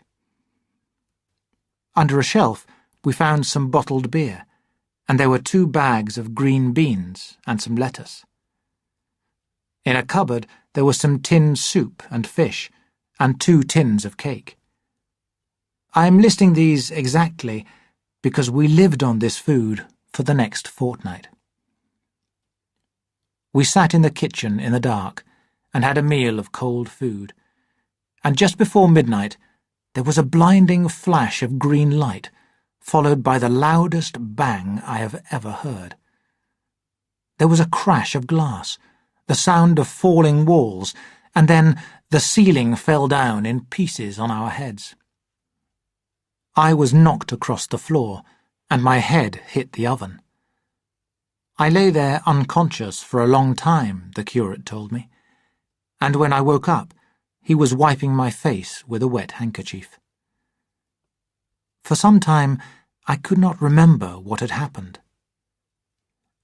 "Are you better?" he asked. At last I answered him. I sat up. "Don't move," he said.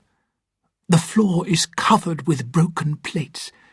You can't possibly move without making a noise, and I think they are outside." We both sat in complete silence, so we could hardly hear each other breathing. Outside and very near was the noise from a machine, which started and stopped. "What is it?" I asked. "A Martian," said the curate. Our situation was so strange and unbelievable that for 3 or 4 hours, until the dawn came, we hardly moved. And then the light came, not through the window, which was filled with earth from the garden, but through a small hole that had been knocked in the wall. Through this we saw the body of a Martian, watching a cylinder which was still red with heat. When we saw that, we moved as slowly as possible out of the grey light of the kitchen and into the darkness of the hall. Suddenly, the truth came to me. "The 5th cylinder," I whispered. "It's hit this house and buried us under the ruins." For a time the curate was silent. Then he said, "God help us." For hours we lay there in the darkness, while from outside came the sounds of hammering, and then, after some time, a sound like an engine.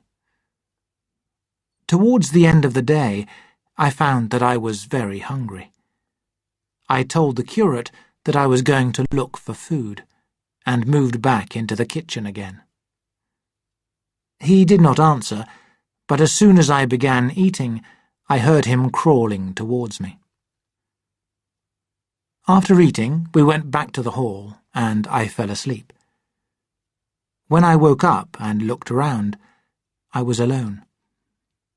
I crawled back into the kitchen, and saw him lying down and looking out of the hole at the Martians. The noises still continued. Through the hole I could see the top of a tree, turned to gold by the evening sun. I stepped carefully through the broken plates that covered the floor. I touched the curate's leg, and he moved so suddenly that some bricks slid down outside with a loud crash. I took hold of his arm, afraid that he might cry out, and for a long time we remained still. Then I raised my head cautiously to see what had happened. The falling bricks had left another hole in the wall of the building. Through this I was able to see into what had been, only the previous night, a quiet road. Things had changed greatly. The 5th cylinder had not fallen on our house, but on top of the house next door. The building had completely disappeared. The cylinder had gone right through it and made a large hole in the ground, much larger than the pit I had looked into in Woking. The earth all around had been thrown up over the neighbouring houses. Our house had fallen backwards. The front part of it had been destroyed completely. By chance, the kitchen had escaped and now stood buried under earth and bricks, covered on every side except towards the cylinder. We now lay on the very edge of the enormous round pit that the Martians were making. The cylinder was already open in the centre of the pit, and on the furthest side, one of the great fighting machines, empty now, stood tall and unmoving against the evening sky. However, At first I hardly noticed the pit and the cylinder because of the strange, shining machine that I saw working there, and the odd creatures that were crawling slowly and painfully across the earth near it. This machine was shaped like a spider, with 5 legs and a great number of tentacles. With these, it was taking pieces of metal out of the cylinder and laying them on the earth behind it. It was doing this so quickly and perfectly that I did not see it as a machine at first. The fighting machines were extraordinary, but could not compare to this building machine. People who have never seen these things can hardly understand how alive they looked. I had seen the Martians themselves once before, but only for a short time, and then the sight had almost made me sick. Now I was more used to them, and was in a good position with a lot of time to study them properly. They were the strangest creatures it is possible to imagine. They had large, round bodies, or perhaps heads, about 1.5 meters across. Each body had a face in front of it. This face had no nose. I do not think they had any sense of smell. But it had a pair of very large, dark eyes, and just beneath these, a kind of V-shaped mouth. In the back of the head, or body, I do not really know what to call it, there was a flat surface like the skin of a drum, which we now know worked as an ear. Around the mouth were 16 thin, whip-like tentacles, arranged in 2 groups of 8. These worked like hands. As I watched the Martians, they seemed to be trying to raise themselves on the hands, but with their increased weight on Earth, this was impossible. It may be that on Mars they moved around on them quite easily. Most of the space inside their bodies was taken by the brain. Besides this, they had a heart, but they had no stomach because they did not eat. Instead, they took fresh blood from living creatures and used a tube to put it straight into their own bodies. This idea seems horrible to us, but at the same time, I think we should remember how disgusting our meat-eating habits would seem to an intelligent rabbit.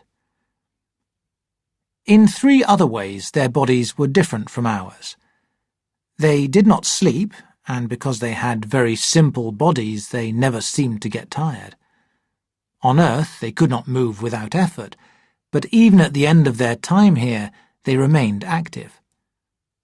In 24 hours, they did 24 hours of work. Also, strange as it may seem, the Martians were absolutely without sex.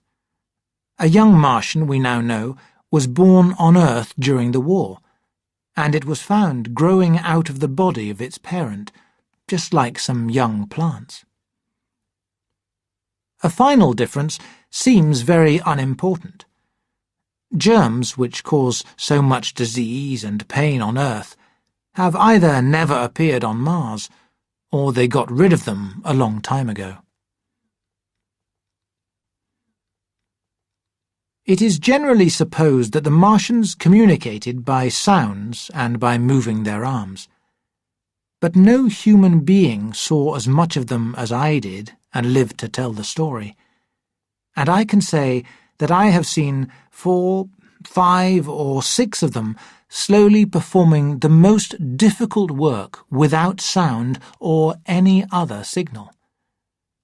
I know a little of psychology, and I am absolutely certain that they exchanged thoughts.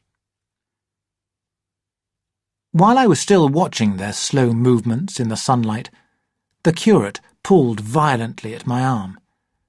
I turned and saw an unhappy face and silent, moving lips. He wanted to see what was happening. The hole was only big enough for one of us to look through, so I had to stop watching them for a time while he had his chance. When I looked again, the busy building machine had already put together several of the pieces of metal from inside the cylinder into a shape that was very like its own. Down on the left, a busy little digging machine could be seen, sending out small clouds of green smoke and working its way round the pit, making it bigger and piling the earth up over the top. This was what had caused the regular beating noise. It whistled as it worked, and no Martian seemed to be controlling it. Chapter 12.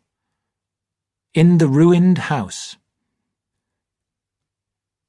The arrival of a second fighting machine made us move back out of the kitchen into the hall, because we were afraid that from that height the Martian might see us through the hole. At a later date, we began to feel less in danger of being seen because the sunlight outside was very bright, but at first anything approaching the house drove us back into the hall in fear. However, despite the danger, we could not prevent ourselves from going back to look again and again.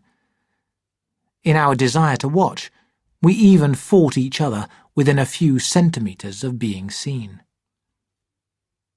We were very different people with different habits of thought and action, and those differences increased because we were living together in this dangerous place. The curate talked endlessly, and this prevented me from forming a plan of action. He had no self-control at all, and sometimes cried for hours at a time. He ate more than I did, and did not seem to understand that we had to stay in the house until the Martians had finished their work if we wanted to stay alive. I tried threatening him, and in the end I hit him. That worked for some time. The curate was watching through the hole when the first men were brought there. I was sitting near him, listening hard. He made a sudden movement backwards, and for a moment I shared his panic. Then curiosity gave me courage, and I got up, stepped across him, and went to the hole. At first, I could see no reason for his behaviour. The night was coming, but the Martians had lights on their machines. The whole scene was one of moving lights and shadows, difficult for the eyes. The Martians at the bottom of the pit could no longer be seen, because the earth around it was now so high. A fighting machine stood in the corner of the pit. Then, through the noise of the machinery, came the faint sound of human voices. I watched the fighting machine closely, sure for the first time that it did actually contain a Martian. I could see the oily shine of its skin and the brightness of its eyes. And suddenly I heard a shout and saw a long tentacle reaching over the shoulder of the machine to the little cage on its back. Then something struggling violently was lifted high against the sky and brought down again. I saw that it was a man.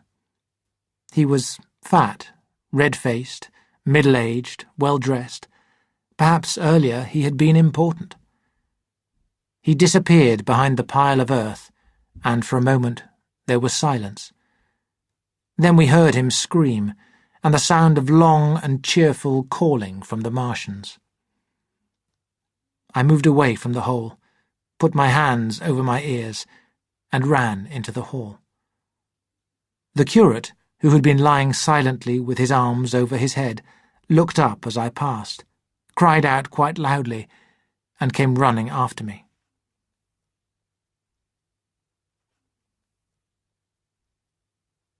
That night, as we hid in the hall, I felt a great need to do something, but could think of no plan of escape.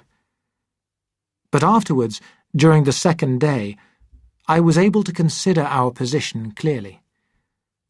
The curate, I found, was quite unable to discuss anything. The death of the man outside had taken away all his powers of thought. He had almost sunk to the level of an animal. I began to think that, although our position was terrible, there was no reason yet to give up hope. The Martians might only stay in this pit for a short time, then move on. Or, if they stayed permanently, they might not think it necessary to watch it all the time. On the third day, if I remember correctly, I saw a boy killed. It was the only occasion on which I actually saw the Martians feed. After that, I avoided the hole in the wall for most of a day. The Martians had made such an impression on me that at first I did not think I could escape. I did not think that they could be defeated by human beings. But on the fourth or fifth night, I heard a sound like heavy guns. It was very late, and the moon was shining brightly. The Martians had taken away the digging machine, and apart from the fighting machine on the far side of the pit and a building machine that was busy out of my sight, the pit was empty. I heard a dog, and that familiar sound made me listen. Then I heard a noise exactly like the sound of big guns. I heard 6 bangs, and then 6 more, and that was all.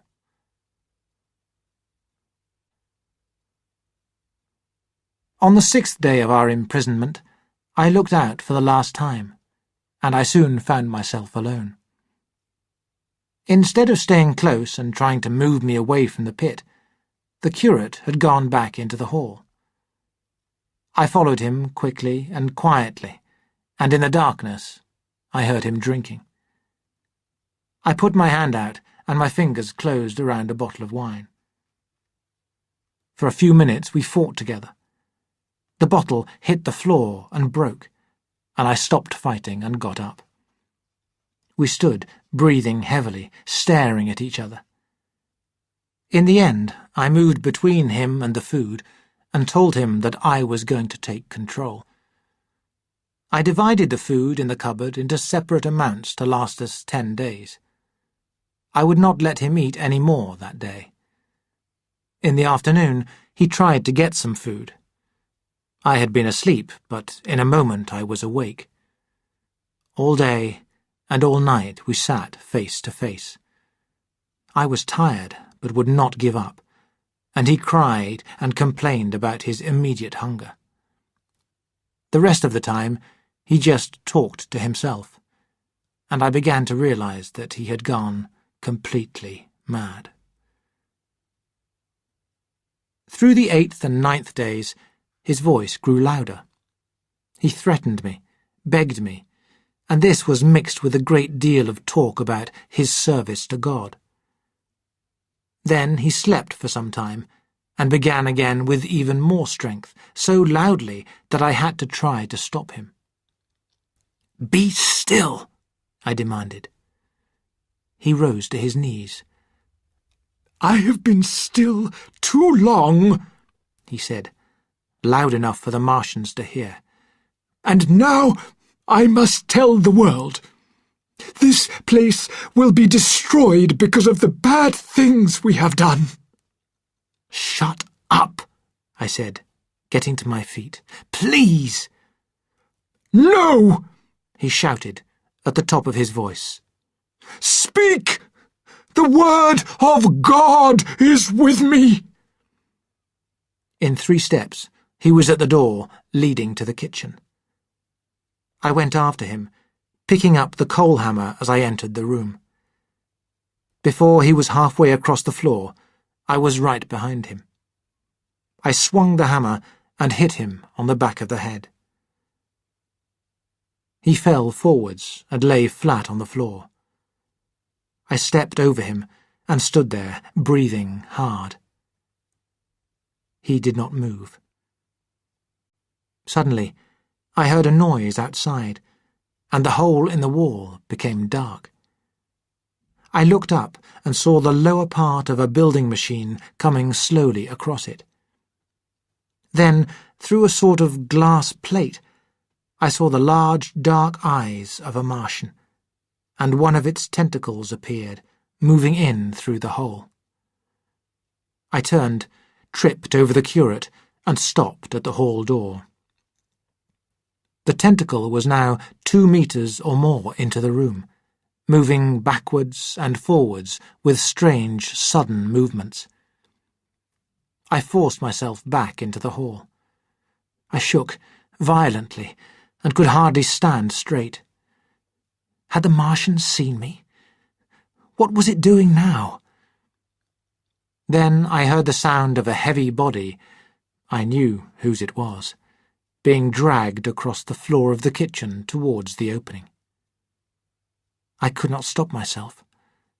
I moved to the door and looked back into the kitchen. In the light from outside, I saw the Martian studying the curate's head. I thought at once that it would know that I was there from the mark of the hammer. I shut the door and moved back into the hall and tried to hide myself in the corner.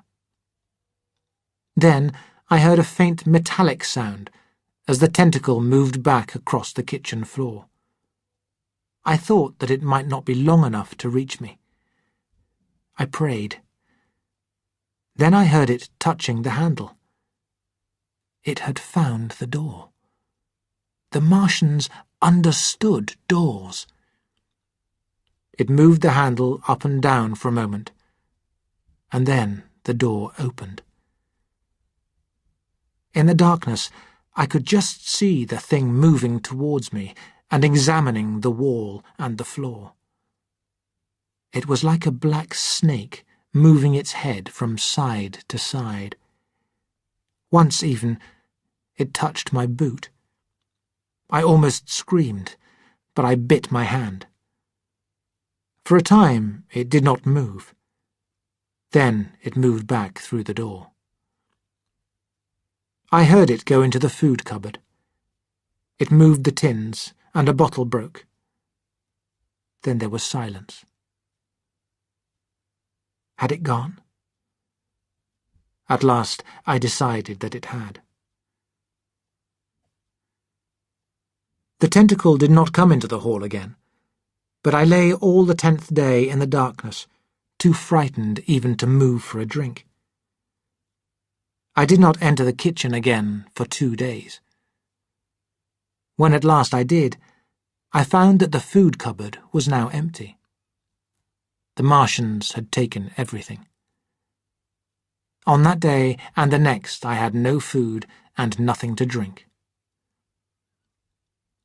On the 12th day, my thirst was so bad that I went into the kitchen and used the noisy rainwater pump that stood by the sink.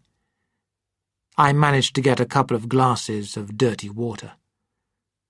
This made me feel a lot better, and the noise of the pump did not bring a tentacle in through the opening.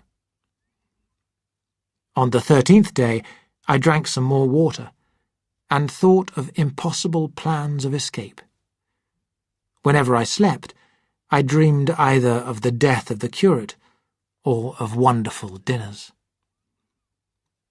Then, early on the 15th day, I heard the sound of a dog outside. This greatly surprised me. I went into the kitchen and saw its head looking in through the hole. I thought that if I could attract it in quietly, I would be able, perhaps, to kill and eat it. It would be a good idea to kill it anyway, in case its actions attracted the attention of the Martians. I moved forwards, saying, "Good dog," very softly, but it suddenly pulled his head back and disappeared. I listened. I heard the sound of some birds, but that was all. For a long time I lay close to the opening, until, encouraged by the silence, I looked out. Except in the corner, where a number of birds fought over some dead bodies, there was not a living thing in the pit. I stared around, hardly believing my eyes. All the machinery had gone. Slowly, I made the opening larger and pushed myself through it. I could see in every direction except behind me, and there were no Martians in sight. I hesitated. Then, with a rush of desperate courage, and with my heart beating violently, I climbed to the top of the pile of earth in which I had been buried.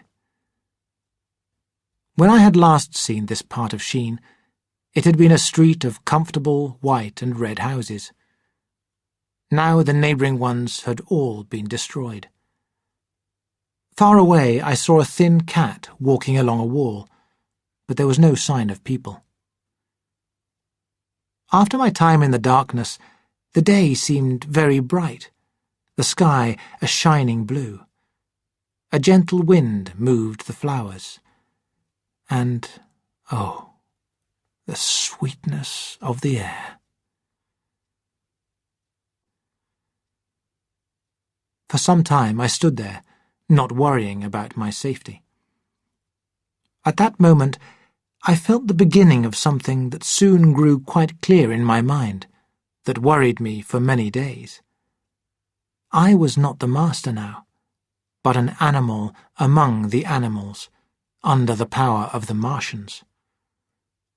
The rule of man had ended. But as soon as this feeling came, it left me, and my main problem became hunger.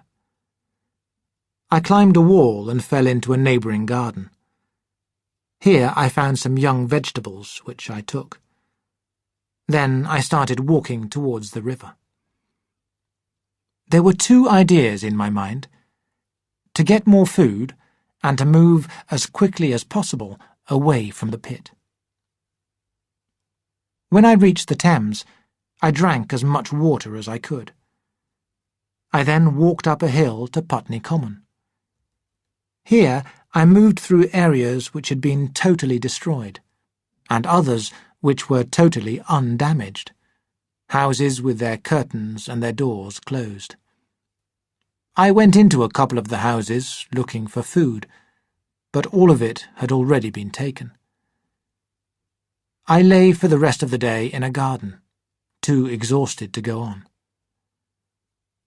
All this time I saw no human beings and no signs of the Martians.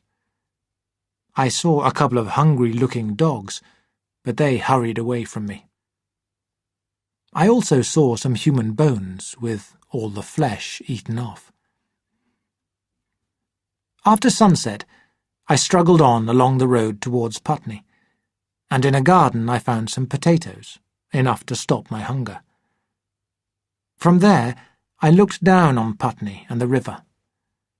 The view of blackened trees and empty ruined buildings made me very unhappy.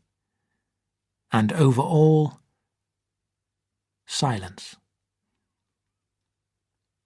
It filled me with terror to think how quickly that great change had come.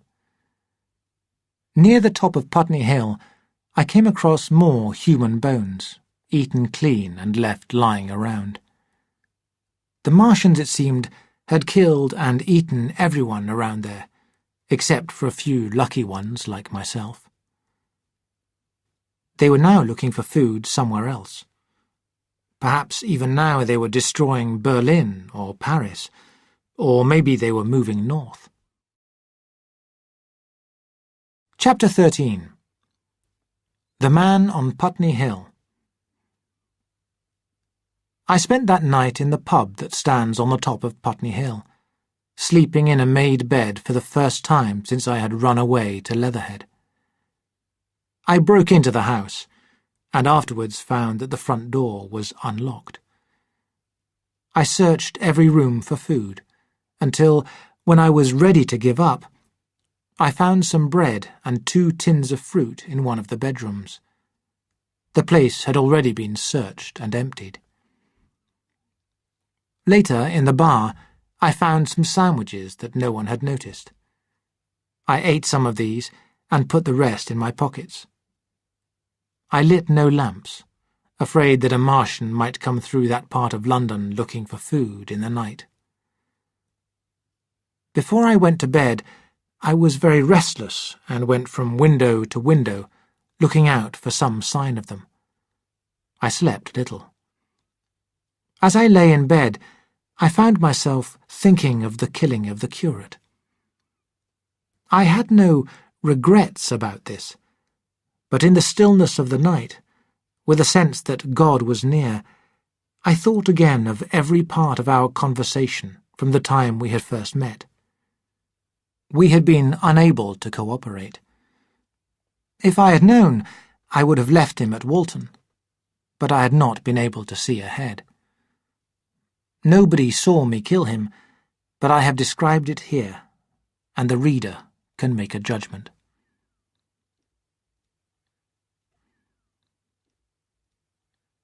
The morning was bright and fine, and there were little golden clouds in the eastern sky. In the road that runs from the top of Putney Hill to Wimbledon, many things had been left behind by the crowds that ran towards London on the Sunday night after the fighting began. There was a little two-wheeled cart with a broken wheel. It had the name of a shop written on it. There was a hat lying in the mud, and a lot of broken glass with blood on it. I moved slowly because I was very tired and my plans were uncertain. I had an idea of going to Leatherhead, although I knew there was little chance of finding my wife there. Certainly, unless they had been killed, she and my cousins would have run away. I came to the edge of Wimbledon Common, and stood there under cover of some trees and bushes. It stretched far and wide, and I hesitated on the edge of that large open space. Soon I had an odd feeling of being watched, and, turning suddenly, I saw something hiding in some of the bushes. I took a step towards it, and it rose up and became a man armed with a sword. I approached him slowly. He stood silently, watching me but not moving. As I came nearer, I saw that he was dressed in clothes as dusty and dirty as my own. His black hair fell over his eyes, and his face was dark and dirty and thin, so at first I did not recognize him. "Stop!" he cried, when I was within 10 meters of him, and I stopped. "Where have you come from?" he said. I thought, watching him. "I have come from Sheen," I said. "I was buried near the pit the Martians made around their cylinder. I have escaped." "There is no food around here," he said. "This is my country. All this hill down to the river and up to the edge of the common. There's only food for one. Which way are you going?" "I don't know," I said. He looked at me uncertainly, then his expression suddenly changed. He pointed at me. "It's you," he said. "The man from Woking. And you weren't killed at Weybridge?" I recognized him at the same moment. "You're the soldier who came into my garden."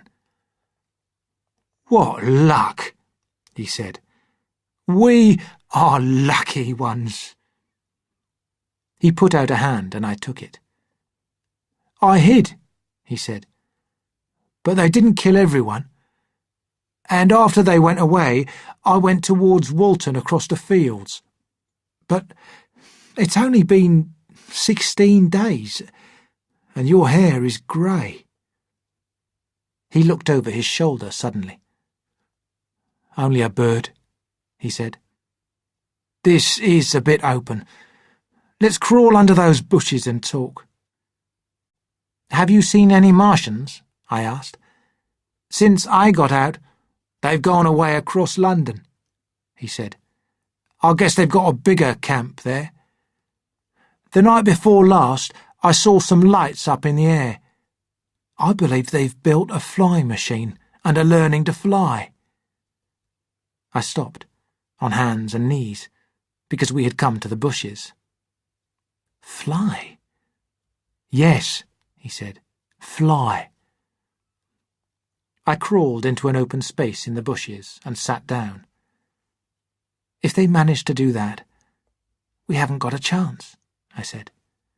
"They will simply go round the world." "They will. But it will make things easier around here. And besides," he looked at me, "don't you believe that we're beaten?" "I do." I stared. Strange as it may seem, I had not thought of things this way, although it was perfectly obvious. I had still held on to some hope. "It's finished," he said. "They've lost one, just one, and they've taken over the capital of the most powerful country in the world. The death of that one at Weybridge was an accident, and these are only the first ones. They keep coming. These green stars, I've seen none for 5 or 6 days, but I've no doubt they're falling somewhere every night. There's nothing we can do. We're beaten." I did not answer. I sat staring in front of me, trying without success to find a way of arguing against him. Suddenly, I remembered the night I had watched through the telescope. After the 10th shot, they fired no more, at least until the first cylinder came. "How do you know?" said the soldier. I explained. "Something wrong with the gun?" he said. "But even if there is, they'll get it right again." We sat looking at each other. "And what will they do with us?" I said. "That's what I've been thinking," he said. "It seems to me that at the moment they catch us when they want food, but they won't keep doing that.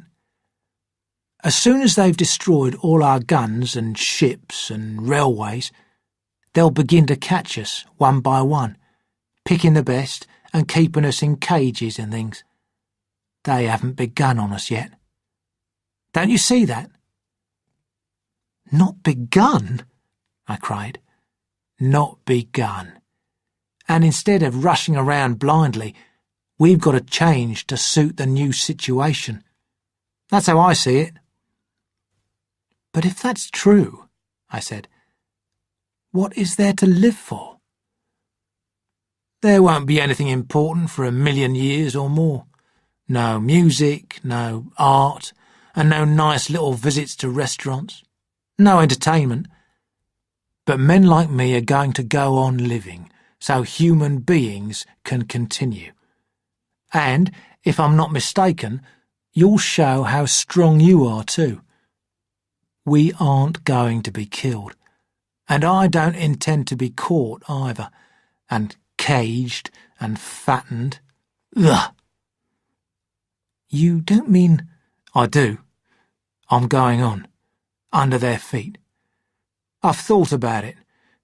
We've got to learn while we've got a chance, and we've got to live and stay independent while we learn. That's what has to be done." I stared, surprised and greatly affected by the man's courage. "Good God," I said. "You are a brave man." And suddenly I held his hand. "Go on," I said. "Well, people who intend to escape them must get ready. I'm getting ready. But not all of us can live like animals, and that's how we'll have to live. That's why I watched you. I had my doubts. You're thinner. I didn't know that it was you see. All these, the sort of people that lived in these houses, all those little office workers that used to live down that way, they'd be no good. They haven't any spirit in them, no proud dreams and no great ideas. They just used to rush off to work. I've seen hundreds of them, with a bit of breakfast in their hand, running to catch their train, frightened they'd be sacked if they didn't. Well, the Martians will be a good thing for them. Nice big cages, fattening food, no worry. After a week or two running around the fields on empty stomachs, they'll come and be caught quite happily. He paused. The Martians will probably make pets of some of them, train them to do tricks, who knows? And some, maybe, they will train to hunt us. No, I cried. That's impossible. No human being. What's the good of going on with such lies? Said the soldier. There are men who would do it cheerfully. What nonsense to pretend there aren't. And I realised that I agreed with him. I sat and thought about these things.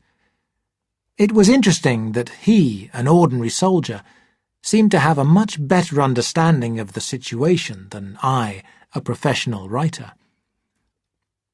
"What plans do you have?" I said. He hesitated. "Well, we have to invent a life where people can live and have children and be safe enough to bring the children up. Yes. Wait a bit, and I'll make it clearer what I think ought to be done. The ones the Martians capture will be like farm animals. In a few years they'll be big, beautiful, stupid, rubbish.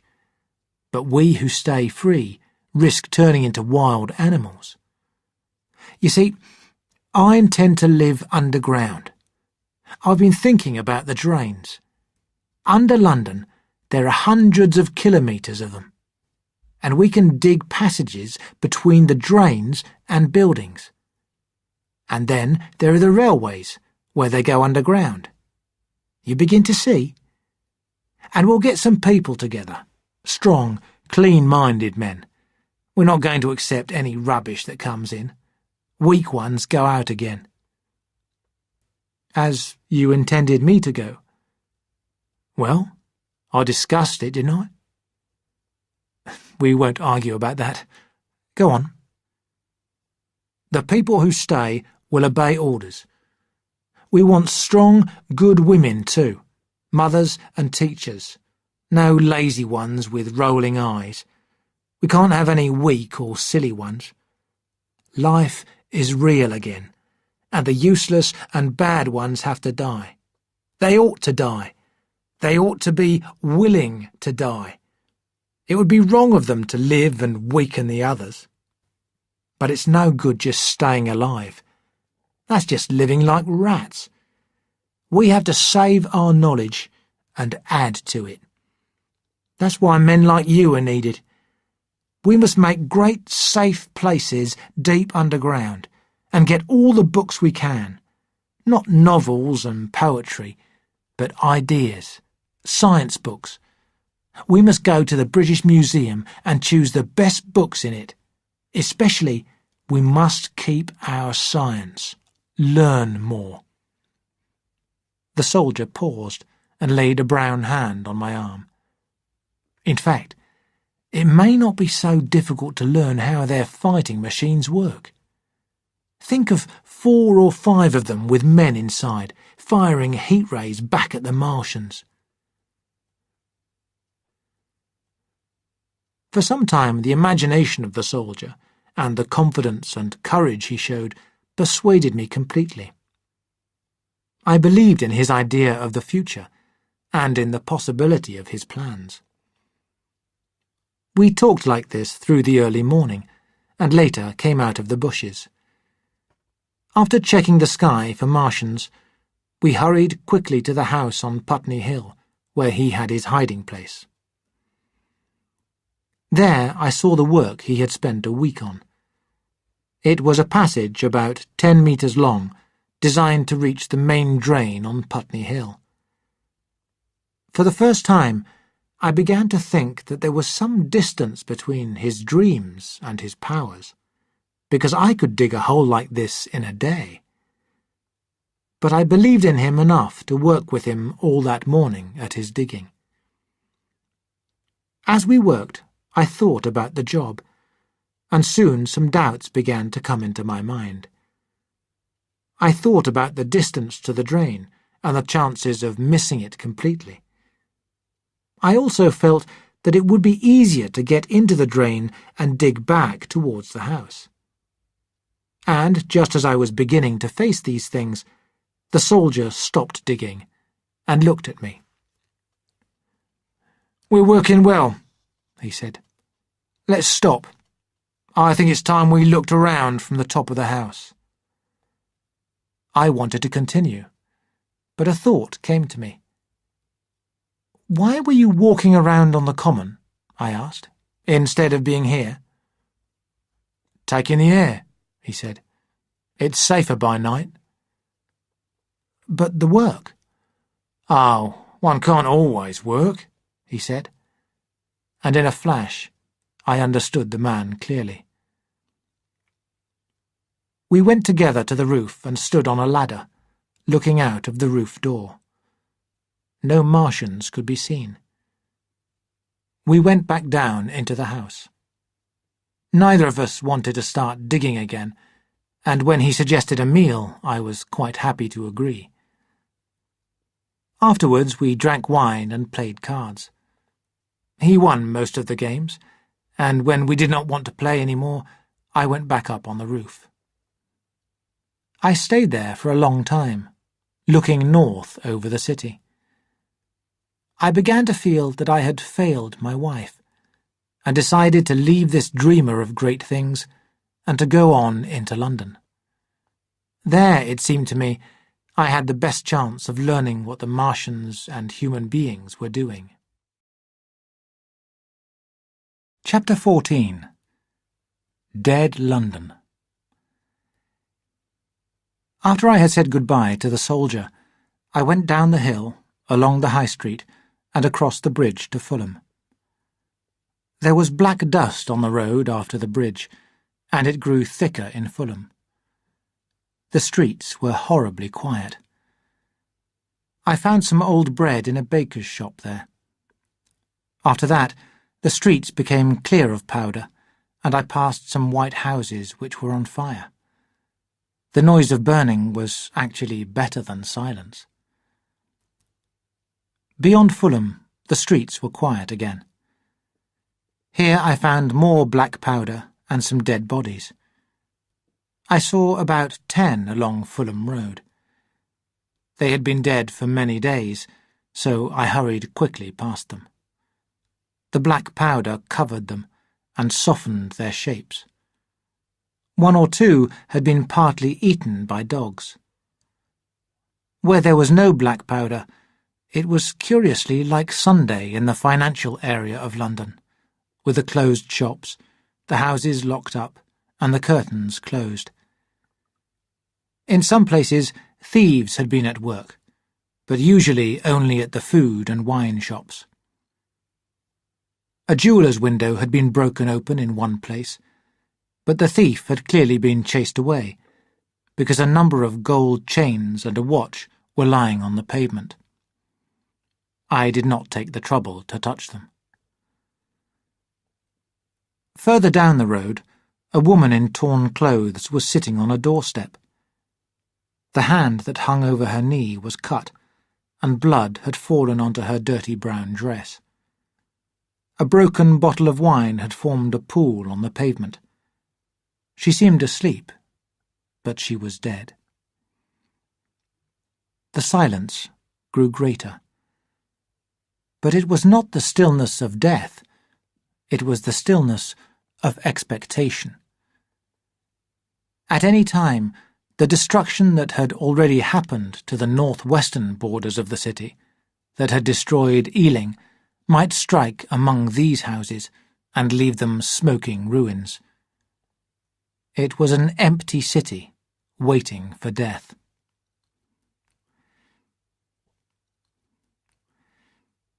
In South Kensington, the streets were clear of dead people and of black powder, and near there I first heard the howling.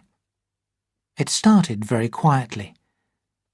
It was a sad movement between two notes. Ulla, ulla, ulla, ulla, continuing without stopping. When I passed streets that ran to the north, it grew louder, and then houses and buildings seemed to cut it off again. It came most loudly down Exhibition Road. I stopped, staring towards Kensington Gardens. It seemed that all the empty houses had found a voice for their fear and loneliness. Ulla, ulla, ulla, cried that inhuman note.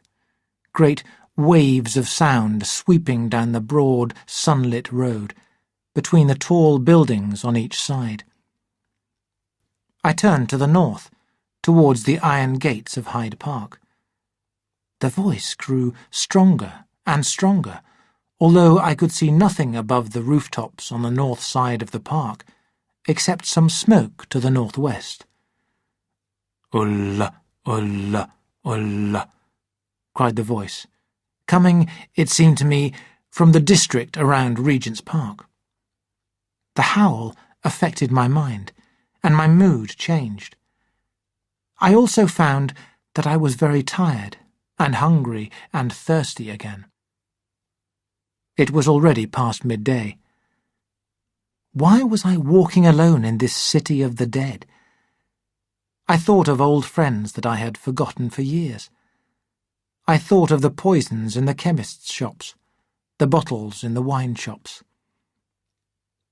I came into Oxford Street by Marble Arch, and here again were black powder and several bodies. After a lot of trouble, I managed to break into a pub and find some food and drink. I was tired after eating, and went into the room behind the bar and slept on a black leather sofa that I found there. I awoke to find that sad howling still in my ears. Ulla, ulla, ulla, ulla, ulla. It was now getting dark, and after I had found some bread and cheese in the bar, I walked on through the silent squares to Baker Street, and so came at last to Regent's Park. And as I came out of the top of Baker Street, I saw far away over the trees, in the clearness of the sunset, the top of the Martian fighting machine from which this howling came. I was not frightened. I watched it for some time, but it did not move. It appeared to be standing and calling for no reason that I could discover. I tried to work out a plan of action. That non-stop sound of ulla, ulla, ulla, ulla confused my mind. Perhaps I was too tired to be very afraid. Certainly, I was more curious to know the reason for this howling. I turned and went into Park Road, intending to go round the edge of the park, with houses between us to keep me safe, and get a view of this unmoving, howling Martian from the direction of St. John's Wood. I came to a destroyed building machine halfway to St. John's Wood station. At first, I thought a house had fallen across the road, but when I climbed up on the ruins, I saw with a shock this great machine lying, with its tentacles bent and twisted, among the ruins that it had made. The front part of it was pushed in. It seemed that it had been driven blindly straight at the house, and had been turned over when the house fell on it. Wondering about all that I had seen, I moved on towards Primrose Hill. Far away, through a space in the trees, I saw a second Martian fighting machine, as unmoving as the first, standing in the park near the zoo. Then the sound of ulla, ulla, ulla, ulla stopped. The silence came suddenly. And now night, the mother of fear and mystery, was coming. London around me looked like a city of ghosts. My imagination heard 1,000 noiseless enemies moving. Terror came to me. In front of me, the road became black, and I saw the twisted shape of a body lying across the pavement. I could not go on. I turned down St. John's Wood Road and ran away from this terrible stillness. I hid from the night and the silence until long after midnight in a garden hut in Harrow Road. But before dawn my courage returned, and while the stars were still in the sky, I turned again towards Regent's Park. I lost my way among the streets, and soon saw down a long road, in the half-light of the early dawn, the curve of Primrose Hill. There, on the top, high against the early morning stars, was a third Martian, standing still like the others. A mad idea came to me. I would die and end it, and I would save myself even the trouble of killing myself. I marched on without fear towards this great machine, and then, as I came nearer and the light grew, I saw that a number of blackbirds were circling and gathering around the top of it. I began to feel very happy, and I started running along the road.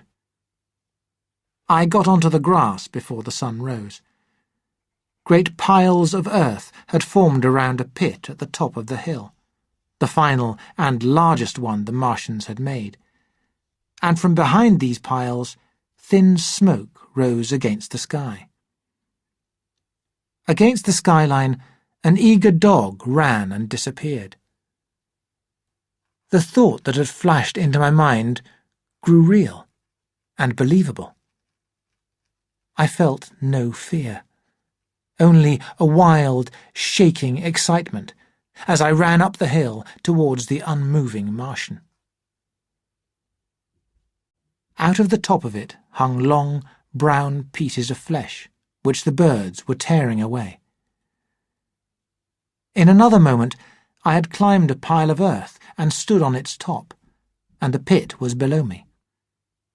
It was a large space, with enormous machines here and there within it, great piles of material and strange buildings.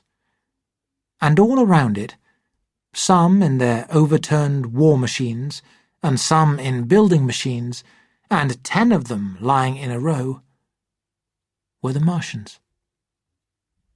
Dead.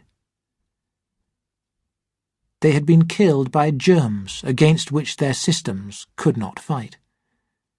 Killed, after all man's machines had failed, by the smallest things that God has put on this earth.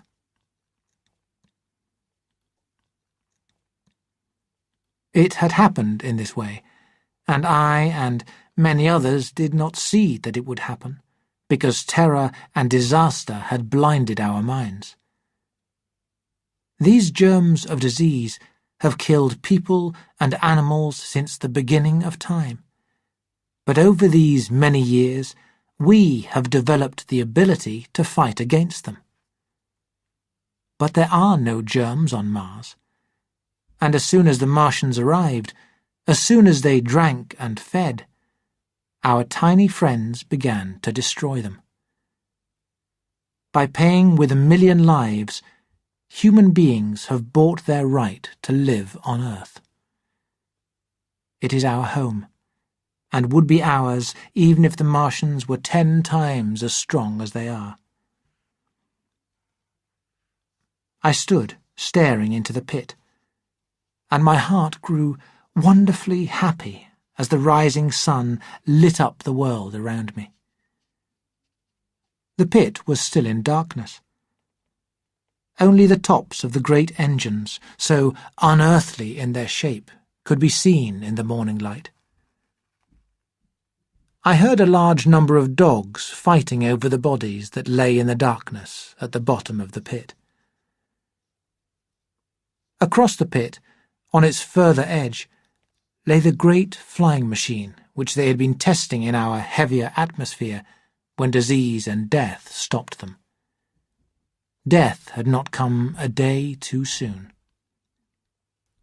At the sound of birds overhead, I looked up at the enormous fighting machine that would never fight again, at the pieces of red flesh that dropped down onto the overturned seats on the top of Primrose Hill.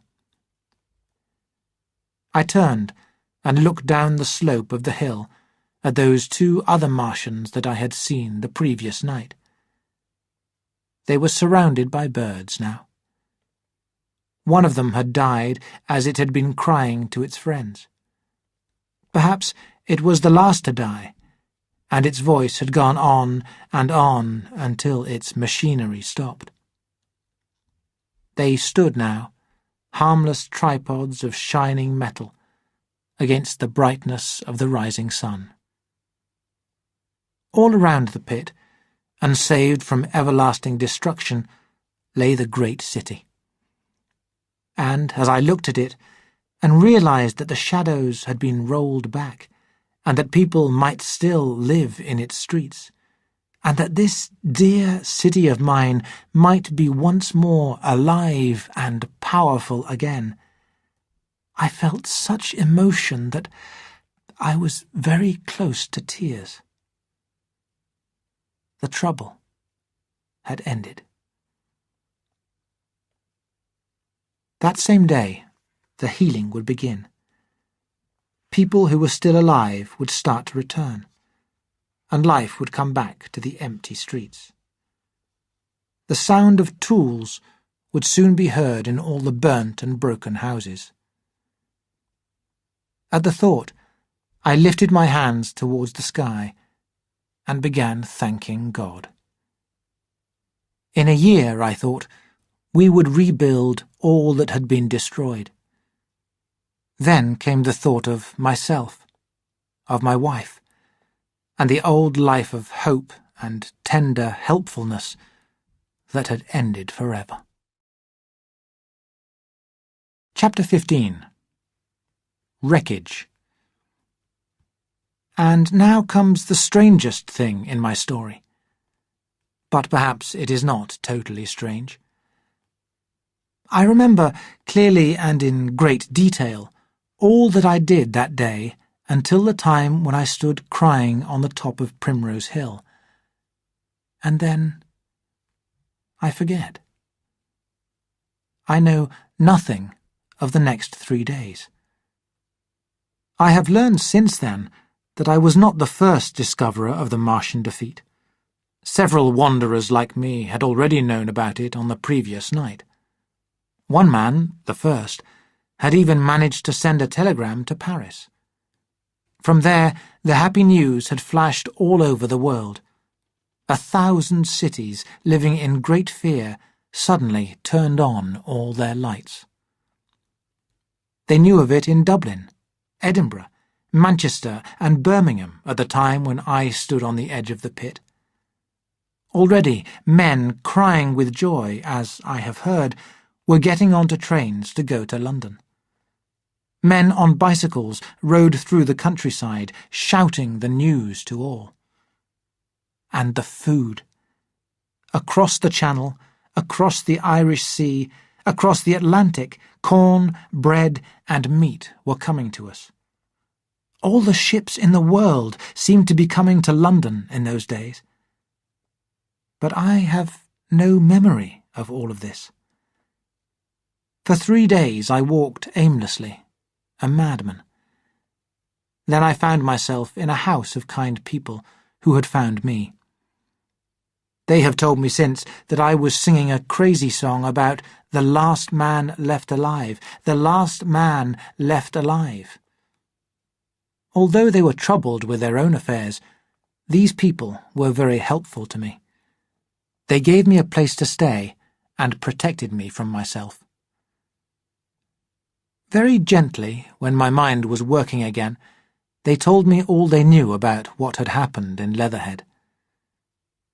2 days after I was imprisoned, it had been destroyed, with every person in it, by a Martian. he had swept it all away for no reason at all, it seemed. I was a lonely man, and they were very kind to me. I was a sad one, too, and they were patient with me. I stayed with them for 4 days after my recovery. All that time, I felt a growing need to look again at whatever remained of the little life that had seemed so happy and bright in my past. My hosts tried to change my mind, but at last, promising faithfully to return to them, I went out again into the streets that had lately been so dark and strange and empty. Already they were busy with returning people. In places there were even shops open. I remember how bright that day seemed as I went sadly back to the little house in Woking. How busy the streets were, and how full of life. But then I noticed how ill the people looked, and how many of them still wore old and dirty clothes. The churches were giving out bread sent to us by the French government, and tired-looking policemen stood at the corners of every street. At the end of Waterloo Bridge, I bought a copy of the first newspaper to reappear.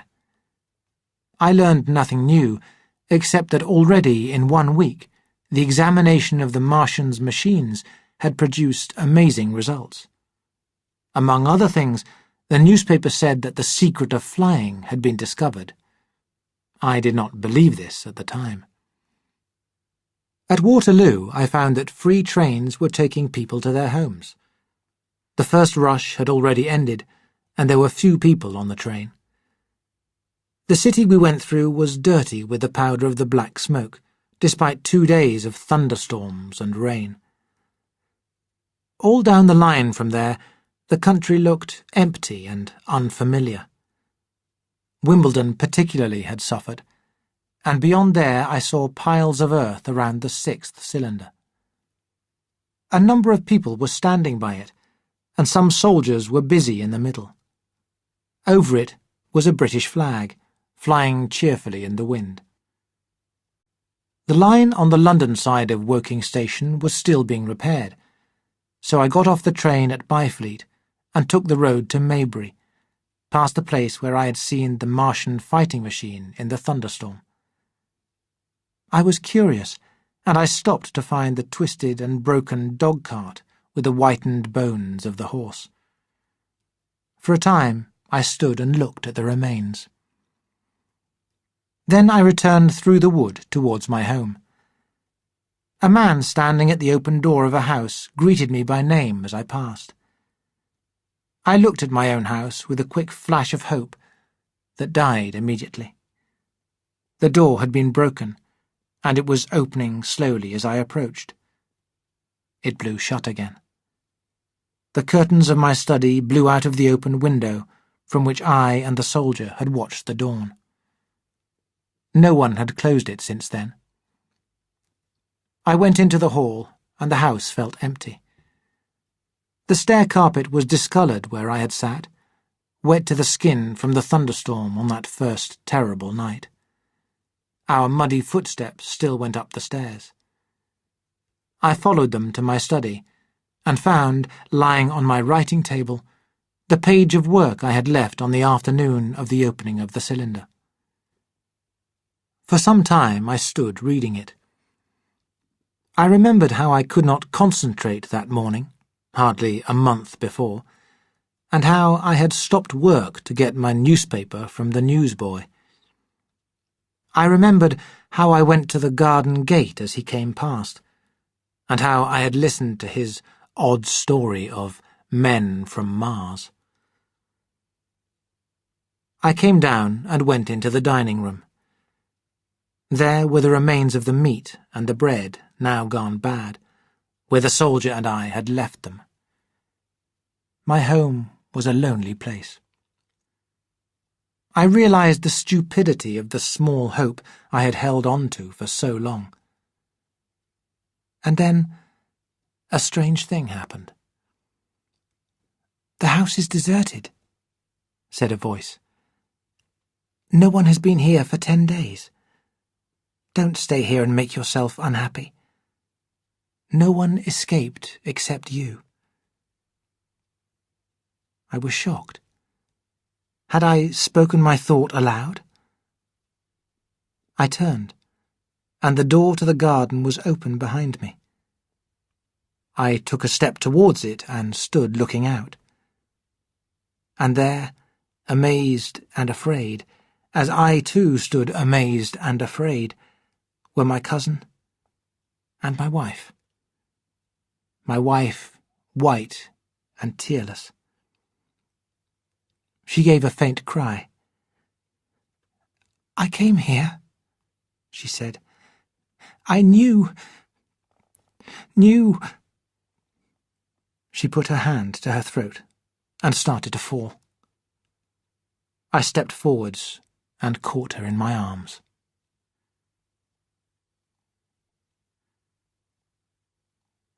I can only regret now, as I finish my story, how little I can help with the many questions which are still unanswered. In one area, I shall certainly be criticised. I know very little about medical matters, but it seems to me most likely that the Martians were killed by germs. Certainly, in all the bodies of the Martians that were examined after the war, no germs were found, except ones that came from Earth. Besides this, we still know very little about the black smoke, and the way that the heat ray worked remains a puzzle. A question of more serious interest is the possibility of another attack from the Martians. I do not think that nearly enough attention is being paid to this. Every time the planet Mars comes near to us, I worry that they might try again. We should be prepared. It should be possible to find the position of the gun from which the shots came, to watch this part of the planet carefully and be ready.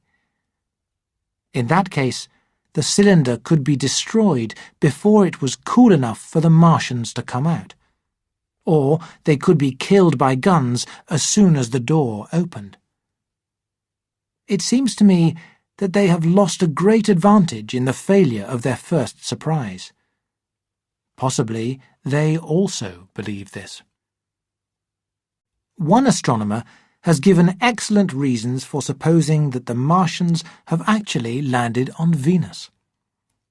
7 months ago, when these planets were close together, faint, dark marks appeared on photographs which suggested that a cylinder had been fired from one to the other. However, whether we expect another attack or not, our views of the human future must now be changed by these events. We have learnt that we cannot think of this planet as a safe home for humans. We can never know what unseen good or evil might come to us suddenly out of space. Perhaps this attack from Mars will be helpful to us in the end. It has taken away our confidence in the future, which was making us soft. It has given great help to science, and it has made us think of human beings as one family.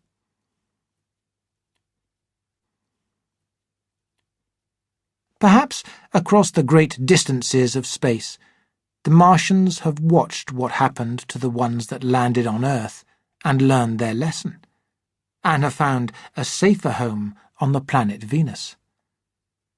Even if that is true, for many years we will continue to watch Mars carefully, and all falling stars will make us afraid. The war has broadened people's minds enormously. Before it, there was a general belief that there was no life in space apart from on our tiny planet.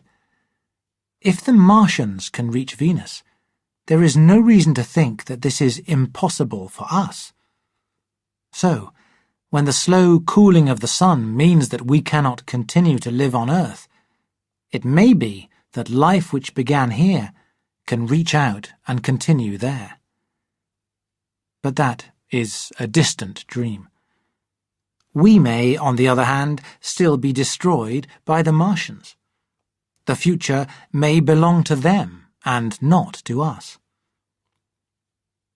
I must admit that the trouble and danger of our time have left a continuing sense of doubt and fear in my mind.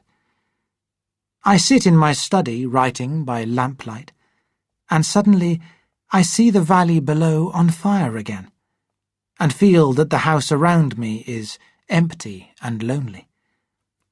I go out into the Byfleet Road, and vehicles pass me, a boy on a bicycle, children going to school, and suddenly they become strange and unreal, and I hurry on again with the soldier through the hot, dangerous silence.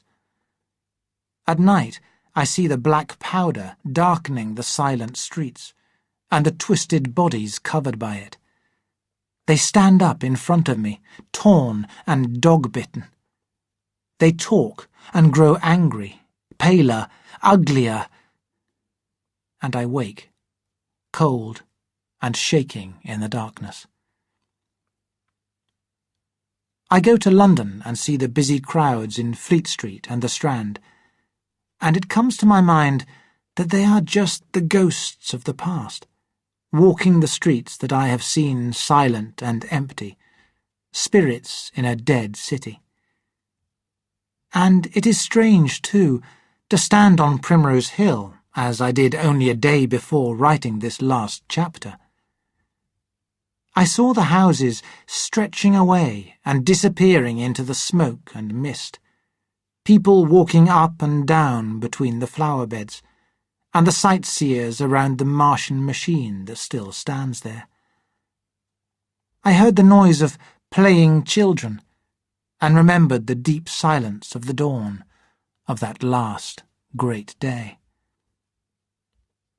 And it is strangest of all to hold my wife's hand again, and to think that I have thought of her, and that she has thought of me among the dead.